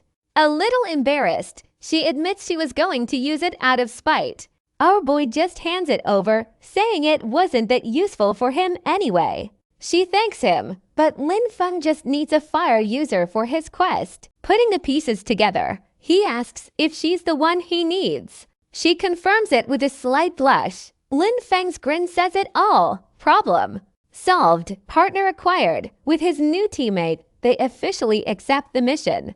Holding the scroll, he's already dreaming of new farming techniques. The quest reward is an ancient formation manual, which sounds way too important. Meanwhile, in a secret room, the red-haired Earl is having a very bad night. A shadowy contact is waiting. The news hits hard. Both nephews are dead, the same ones who hired the assassin. The Earl learns the academy covered it up tight. No killer, no leads, nothing. His demonic associate doesn't seem moved by the news, not even a little. The Earl clenches his fist, bringing up their secret deal. He helped them infiltrate, and this is what he gets. They were supposed to secure his promotion, but now he's been demoted instead. From Duke to Earl after losing that battle, he's lost everything he built. He demands his promised backup, staring down the shadowy figure. The associate calls his nephews incompetent idiots as a creepy hand drifts forward. It emerges from the dark, cranking up the tension, reminding him their boss doesn't care. Results, only results matter. No excuses allowed. The Earl tries to protest. Ever since he helped them, he's been under suspicion, but the shadow cuts him off. Just hits him with a cold reality. That's your problem, not mine. The associate mocks him, calling his nature magic allies completely useless. Then comes the warning to try to break their curse, and you die faster. The red-haired traitor just grits his teeth. He's backed into a corner. Then the shadow reveals their next move, an operation in Iron Rock Town. The Earl is tasked with drawing the local garrison away at the perfect time. With that lovely assignment delivered, the demon contact just vanishes. The Earl is left alone, cursing the day he made those terrible choices. Meanwhile, on a scenic road leading to that same town, Lin Feng is moving. He's traveling with his new pink-haired partner, heading straight for the mission. Suddenly, she looks up, startled by something moving just off the path. A giant demon Volf appears, but Lin Feng seems totally unfazed by it. His teammate immediately draws her weapon, ready for a real fight. She leaps into the air, unleashing a fiery slash at the monster, while our boy just casually pins it down with some shadow tendrils. Nice teamwork. After the dust settles, she notes this is the third ambush in 1 hour. Lin Feng just keeps walking, not a care in the world. He finally asks what has her on edge, reminding her of the facts. Iron Rock is a military town with regular patrols. A Volf shouldn't be here. She agrees, concluding that something is seriously wrong with the whole situation. On the road to Iron Rock, Lin Feng crouches down to scout the area. His nature magic flares out, scanning the entire valley for any hidden threats. After a moment of intense focus, he checks the ground. He declares the plants are totally chill, nothing unusual to report here. With that reassurance, he decides they should hustle to town before dark. So they both zip through the air like a couple of high-speed tourists. Finally, they arrive at the gorgeous terrace city of Iron Rock. Oh boy is immediately starstruck by the legendary hanging gardens. His inner farmer is absolutely losing it. He has to learn their methods. But his partner yanks him back to reality before he can wander off. She points out its way to quiet for a military stronghold. Telling him to get ready for a fight, they start moving carefully. The two of them creep through the eerie, empty streets of the town. Lin Feng spots a soldier slumped against a wall. He moves in close, cautious. He checks the guy, looks him over, and speaks up. The soldier is already dead. Around the corner, they find an entire squad wiped out. The pink-haired girl stares, completely stunned by the carnage. Inside a nearby building, she spots a few demons just hanging out. Lin Feng's face hardens. This escort mission just got a whole lot deadlier. Peeking inside, Lin Feng finds a group of demons conducting some kind of ominous ritual. His partner instantly hatches a plan. She creates the distraction. He'll smash the altar. She then pauses, questioning her own genius. They are facing level 35 demons. Her expression says it all. Not enough pay for this. Before they can argue, purple energy blasts start flying their way. Lin Feng just shoves her clear. A massive explosion completely obliterates the spot where they were just standing, cover blown. The demons have orders to kill on sight. One skeletal minion powers up, ready to end this field trip. Lin Feng grabs her wrist. Time to move right now. They're forced to sprint through a literal barrage of magical artillery. His teammate is having a complete meltdown. He yells a warning as another blast streaks toward them, yanking her back and throwing up a last-second shield. After all that, Lin Feng stands there, barely even scratched. She just stares at him, stunned by his sheer confidence. This whole mess gets a quick chibi recap. They're getting ragdolled everywhere. They crash into a heap as the demons close in fast. A spear thrusts down. She catches it, but it starts melting in some kind of acid. Shocked, she watches her weapon dissolve. Lin Feng tries to cast a spell, but the green energy just sputters and dies. He realizes the whole town is trapped under a magic sealing array. Worse yet, he can't summon his heroic spirit. This is officially a massive problem. The skeletal demon helpfully gloats. That only demonic energy works here. Thanks for the tip, pal. Surrounded by these massive goons, things look grim. He considers using his own undead magic, but that would blow his cover. His partner steps up, offering to hold them off while he runs for help. Lin Feng is caught off guard by her sudden heroic streak. She insists someone has to survive to report the invasion. Besides, she refuses to let him look down on her after that last match. With a determined look, she crosses her blades. But Lin Feng is having absolutely none of this noble sacrifice nonsense. He just delivers a swift karate chop to the back of her neck. She looks completely shocked as she starts to collapse. Her final thought is probably a confused "what the hell, dude?" and down she goes. A sleep-inducing spell keeps her under. The demons assume he's betraying her to save his own skin, calling humans vile. But Lin Feng just catches her. She knows he can finally cut loose now. No witnesses left to see. That little smirk on his face, it says it all. The real fight starts now. The demon thinks it's hilarious his prey is smiling. He has no clue. With the enemies closing in, Lin Feng reaches into his bag for a surprise. He pulls out a glowing green crystal, the so-called lamp of nature. The demon leader just scoffs. Using nature magic here, a total death wish. As purple energy blasts rain down, Lin Feng stays calm.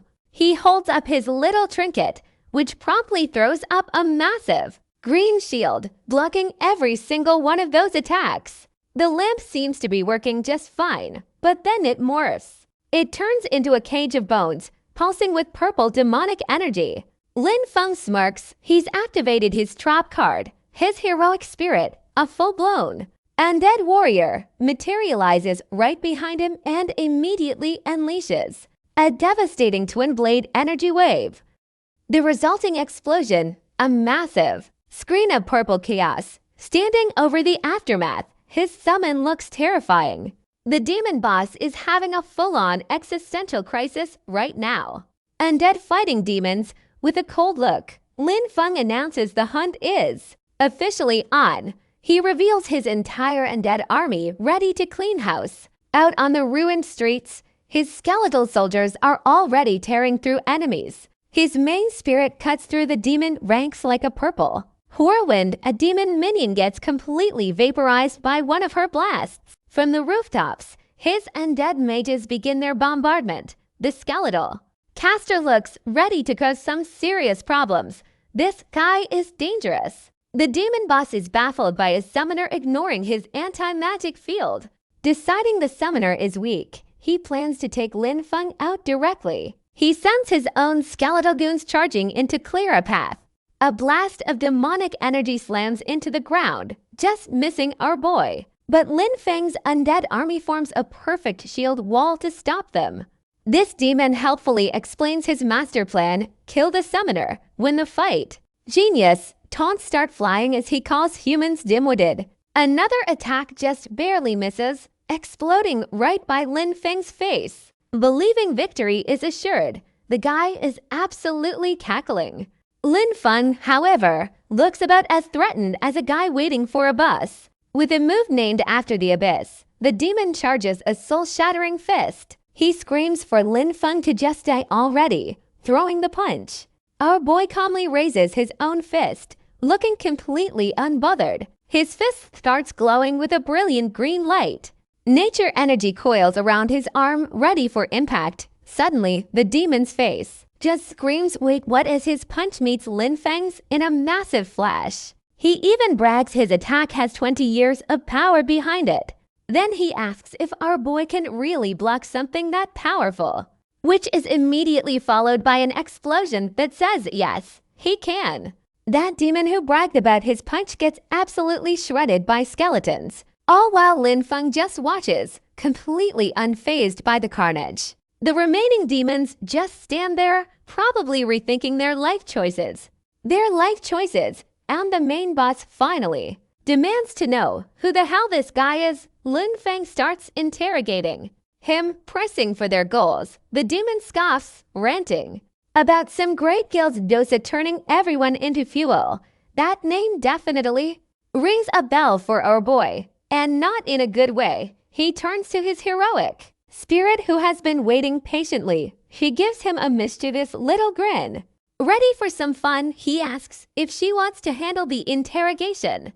She gives an eager thumbs up. With that, she steps forward, her purple aura flaring menacingly. Lin Feng gives the order he needs their entire plan, every ally, every location, every single detail. His summon gets the message, raising her twin size for the job.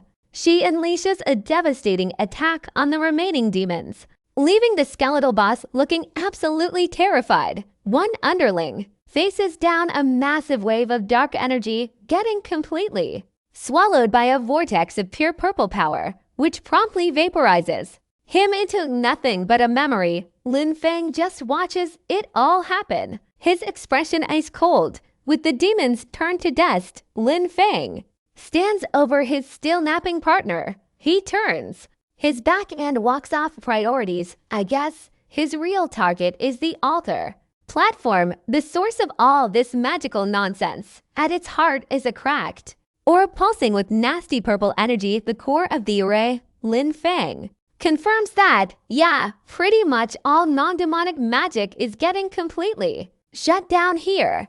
This must be the infamous anti-magic zone. And he looks about as worried as a guy at a coffee shop. Reaching out, he tests the barrier just to see what he is up against. It is a swirling vortex of pure don't touch energy. Realizing brute force won't work, he needs a more specialized approach. His solution is to call out one of his summons, like he is whistling for a dog.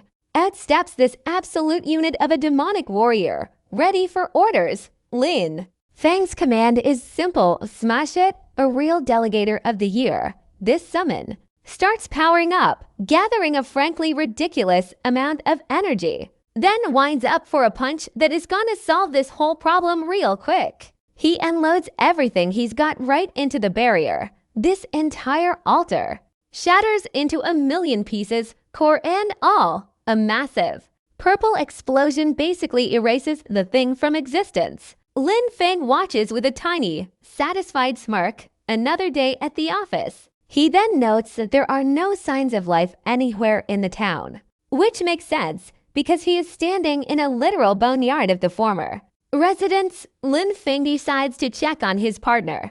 You know, the one he just knocked out. He strolls back over to where Ailing is still taking a dirt nap on the pavement. A quick check confirms she is basically fine, just a few scratches. What a relief. His heroic spirit, however, is giving him the full-on pouting guilt trip.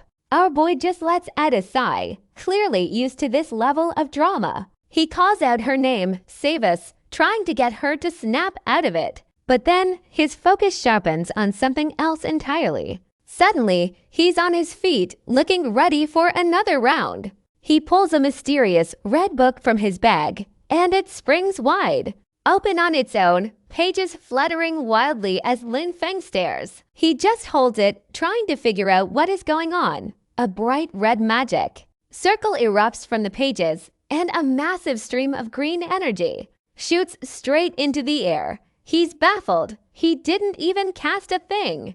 Meanwhile, in a nearby town, something is clearly afoot with the anti-magic field gone. The book is going wild. He realizes it activated completely on its own, which is definitely not normal. After packing it away, he kneels by his partner one last time.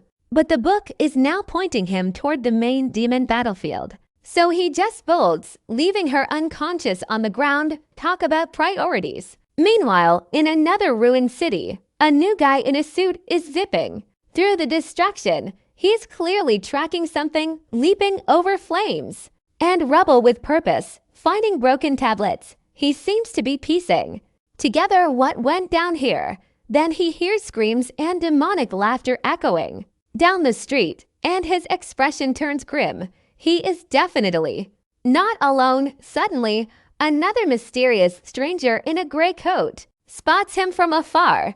He seems busy with a giant skeleton, cornering a mother and child. While trying to escape, the little girl trips, a classic horror move with the skeleton looming over her. The mother shields her daughter with her own body. She screams for the kid to run, a last desperate plea, but gets slashed by dark energy for her trouble. This little girl can only watch in absolute terror as the skeleton raises its sword for the final killing blow, only for a hand to casually stop the blade cold. This gray-coated stranger stands there, protecting the girl without breaking a sweat. Then he reveals his own summon, a seriously demonic-looking entity, which proceeds to give the skeleton a very aggressive, very personal hug. This skeleton's face is pure, unadulterated. I have made a huge mistake.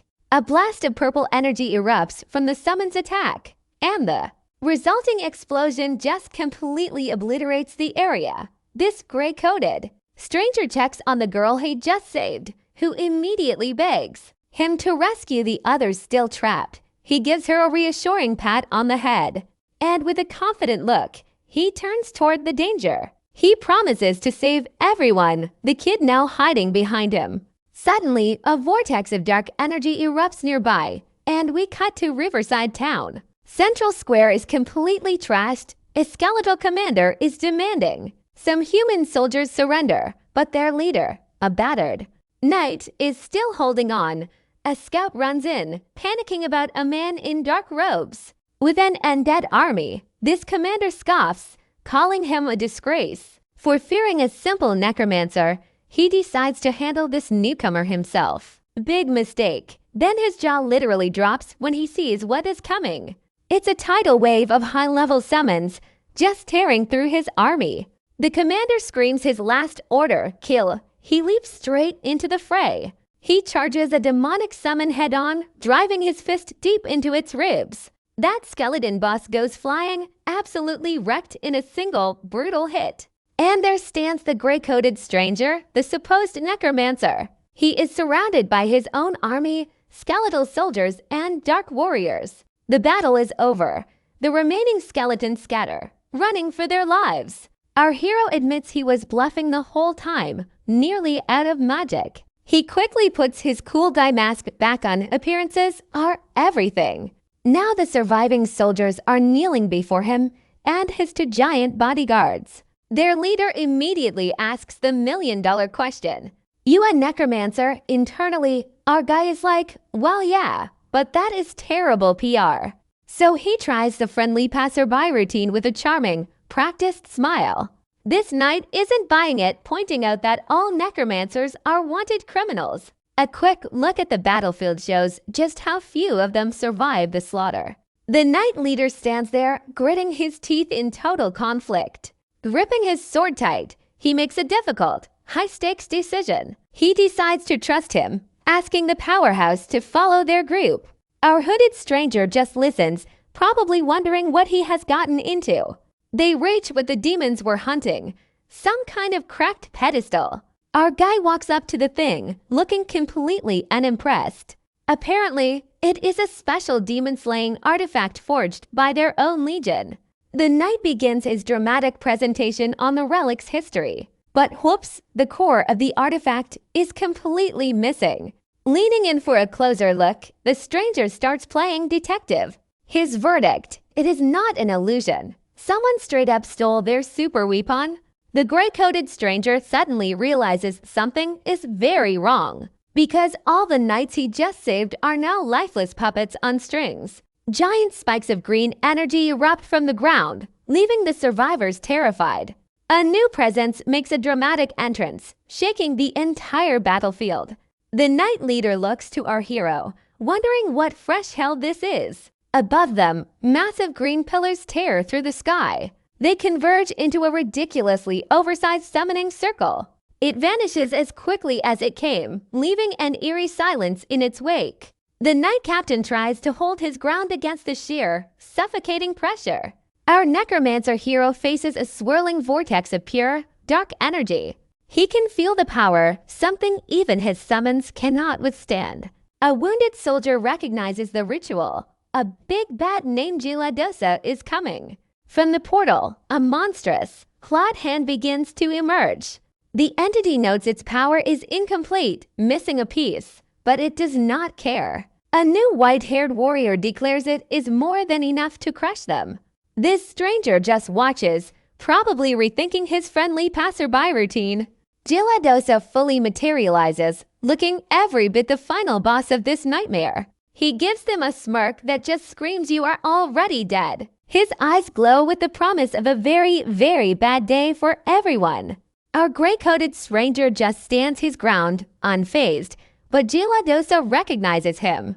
The rage hits him hard, but this guy just lets out a faint hum. It is like this was all expected. A blast of purple energy rips out. The air itself warps around them, and in a heartbeat, the whole battlefield shifts under their feet. They are trapped in a desolate wasteland with Gildosa looming over him. He gets right in our hero's face, mocking him like he is just an insect. Real original. Back in the town, everything is just broken stone and rubble. The surviving knights are frozen, paralyzed by fear, and totally helpless. Gildosa keeps up his villain speech, still floating there like a total drama queen. He is genuinely furious that this guy even dared to show his face again. Our boy just looks up, not even flinching at the world-ending threat. That grim look confirms it. Lin Feng is ready for whatever comes next. Gildosa decides it is time for his ultimate move. No more holding back. He vows to crush him, gathering a terrifying amount of raw power. That energy condenses into a massive, glowing purple crystal construct. He hurls it straight at our hero with every ounce of his force. The attack forms a giant, inescapable cage of pure destructive energy. Some high-ranking officials recognize the technique, the curtain of fate. They realize Gildosa is locking his strongest skill onto that one young man. The old guard is baffled. Why waste a super move on just a kid? Our hero, Lin Feng, is just wondering how he got teleported out here. Now he is facing Gildosa in a barren wasteland, completely alone. A system message pops up, announcing a duel of destiny with all powers restricted.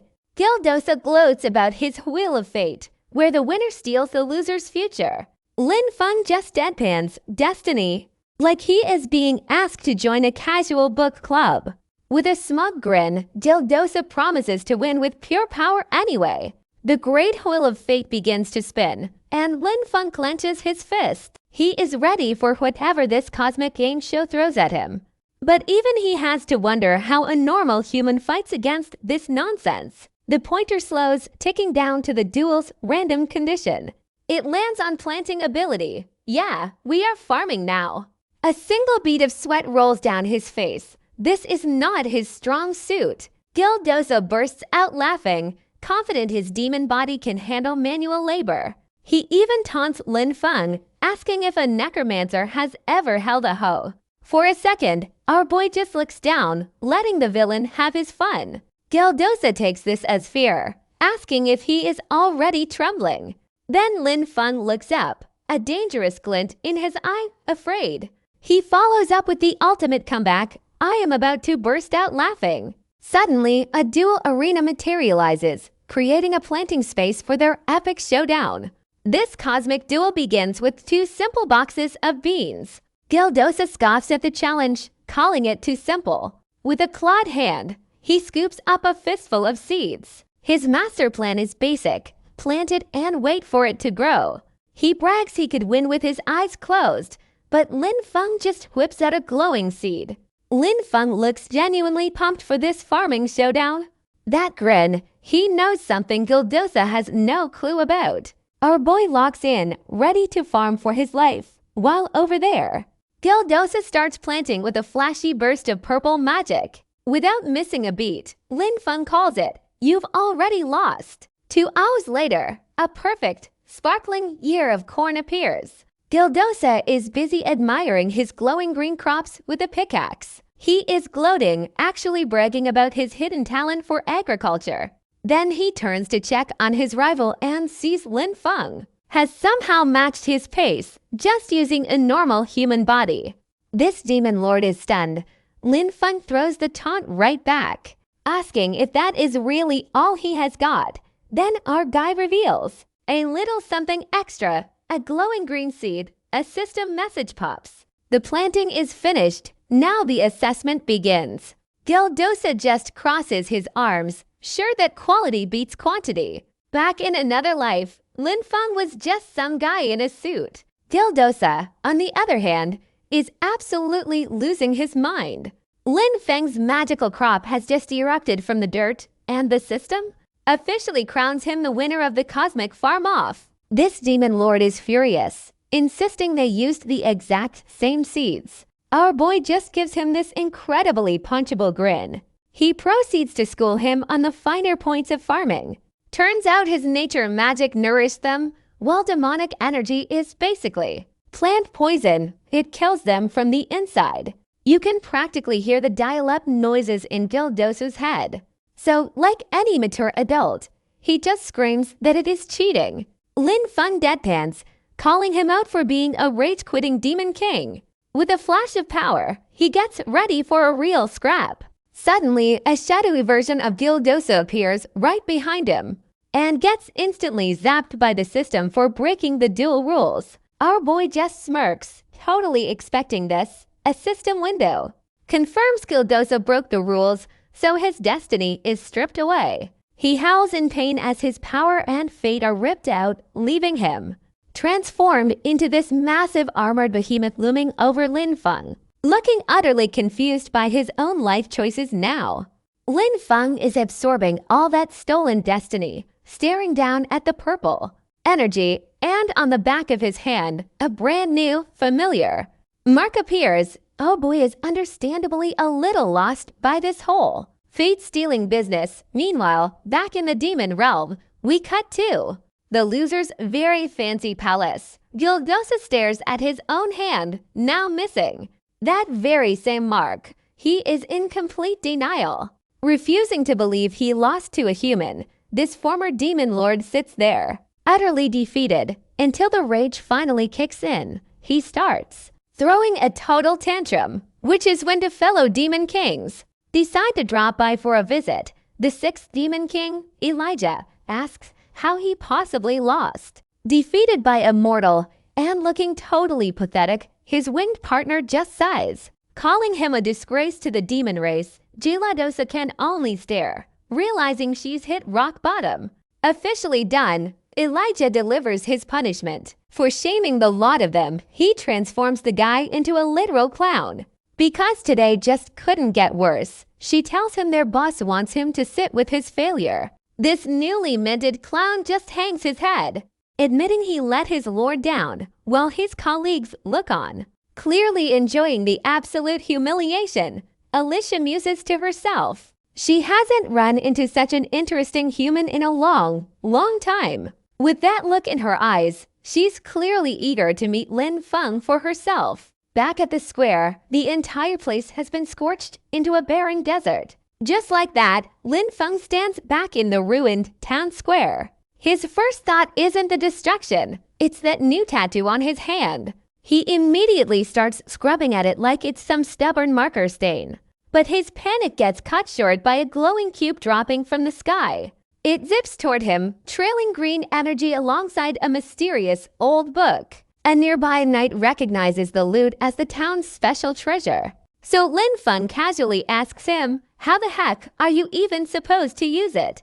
The knight just sweats, admitting the guy with the instructions died in the attack. With no user manual to be found, our guy decides to just poke the mystery box himself. He picks up the glowing cube, giving it a curious once-over. The knight adds that it doesn't even react to the magic. Super useful, Lin Feng decides to keep it since it's basically his war trophy now. He gets right back to business, asking about his mission reward. He points out that with the town gone, the paperwork might get a little messy. The knight is totally stumped by the logistics, but Lin Feng is already ahead of him. He tells the guy exactly where to send the students he saved. He's got this whole bureaucracy thing on lock, and with a smug grin, he explains the military will still pay out with proof. And as he turns to leave, the grateful knight asks his name. Lin Feng just gives him a cool wave, hitting him with a classic, if fate allows, we'll meet again. Back in Iron Rock Town, Lin Feng pulls off a superhero landing. Right in the middle of the wreckage, he finds one of the students. She's been conveniently knocked out through the entire cosmic duel. From her perspective, he's just some guy telling her it's time to move. She wakes up confused, so he gives her the sanitized version. You fainted. I scared the demons off. Her memory's a little fuzzy, but she seems to buy his very plausible story. Now that she's up, It's time to turn in their mission at the Empire's Iron Wall. Lin Feng plays it cool, leading the way like he does this every single day. We get a gorgeous establishing shot of the mountains, which is not at all where they are. As the girl stares at the industrial wasteland in total shock, they stand before the massive, rusted-out complex. Serving as the Empire's first line of defense, turns out the Iron Wall is something else. That wall stretches forever, patrolled by endless rows of soldiers. The student is totally stunned. She's completely starstruck by the defenders, while our duo just stands there. They pause for a second, looking like absolute legends against that massive fortress backdrop. Their goal is the Military Affairs Office. Time to handle some boring paperwork. As they march through the army camp, Lin Feng is on a serious mission to get paid. He's got that specific look in his eye, the glare of a man bracing for bureaucratic nonsense. He pulls back a tent flap, finding a robed official buried in mountains of records. The old man barely looks up, asking if there's students here to turn in a mission. He demands their handbook, and Lin Feng presents the proof, ready to end this mess. The official immediately turns suspicious, eyeing them down as he reviews the paperwork. He wants to know how they finished a mission in a town that was wiped off the map. He leans in close, his voice dropping, demanding to know if they ran into the demon army. Now watch this. The student just stares back, clearly done with this entire interrogation. Lin Feng plays it cool, claiming they saw a few demons, but had no clue what was happening. Then he drops the most casual lie ever, saying they all just ran away. The old guy totally buys it, calling them lucky while he reaches for their reward. He hands over two glowing blue crystals, not a bad haul for a single day's work. Lin Feng grabs his payment, officially closing out the most chaotic escort mission of his life. Outside, the student begs to climb the wall and see the real heroes in action. But oh boy is already focused on the next paycheck, reminding her they still need the academy reward. At that exact moment, the ground splits open, a massive, jagged chasm tears through the earth. Up on the wall, the soldiers are in a full-blown panic as the alarm screams out. An officer starts shouting that demons are attacking, ordering everyone to evacuate immediately.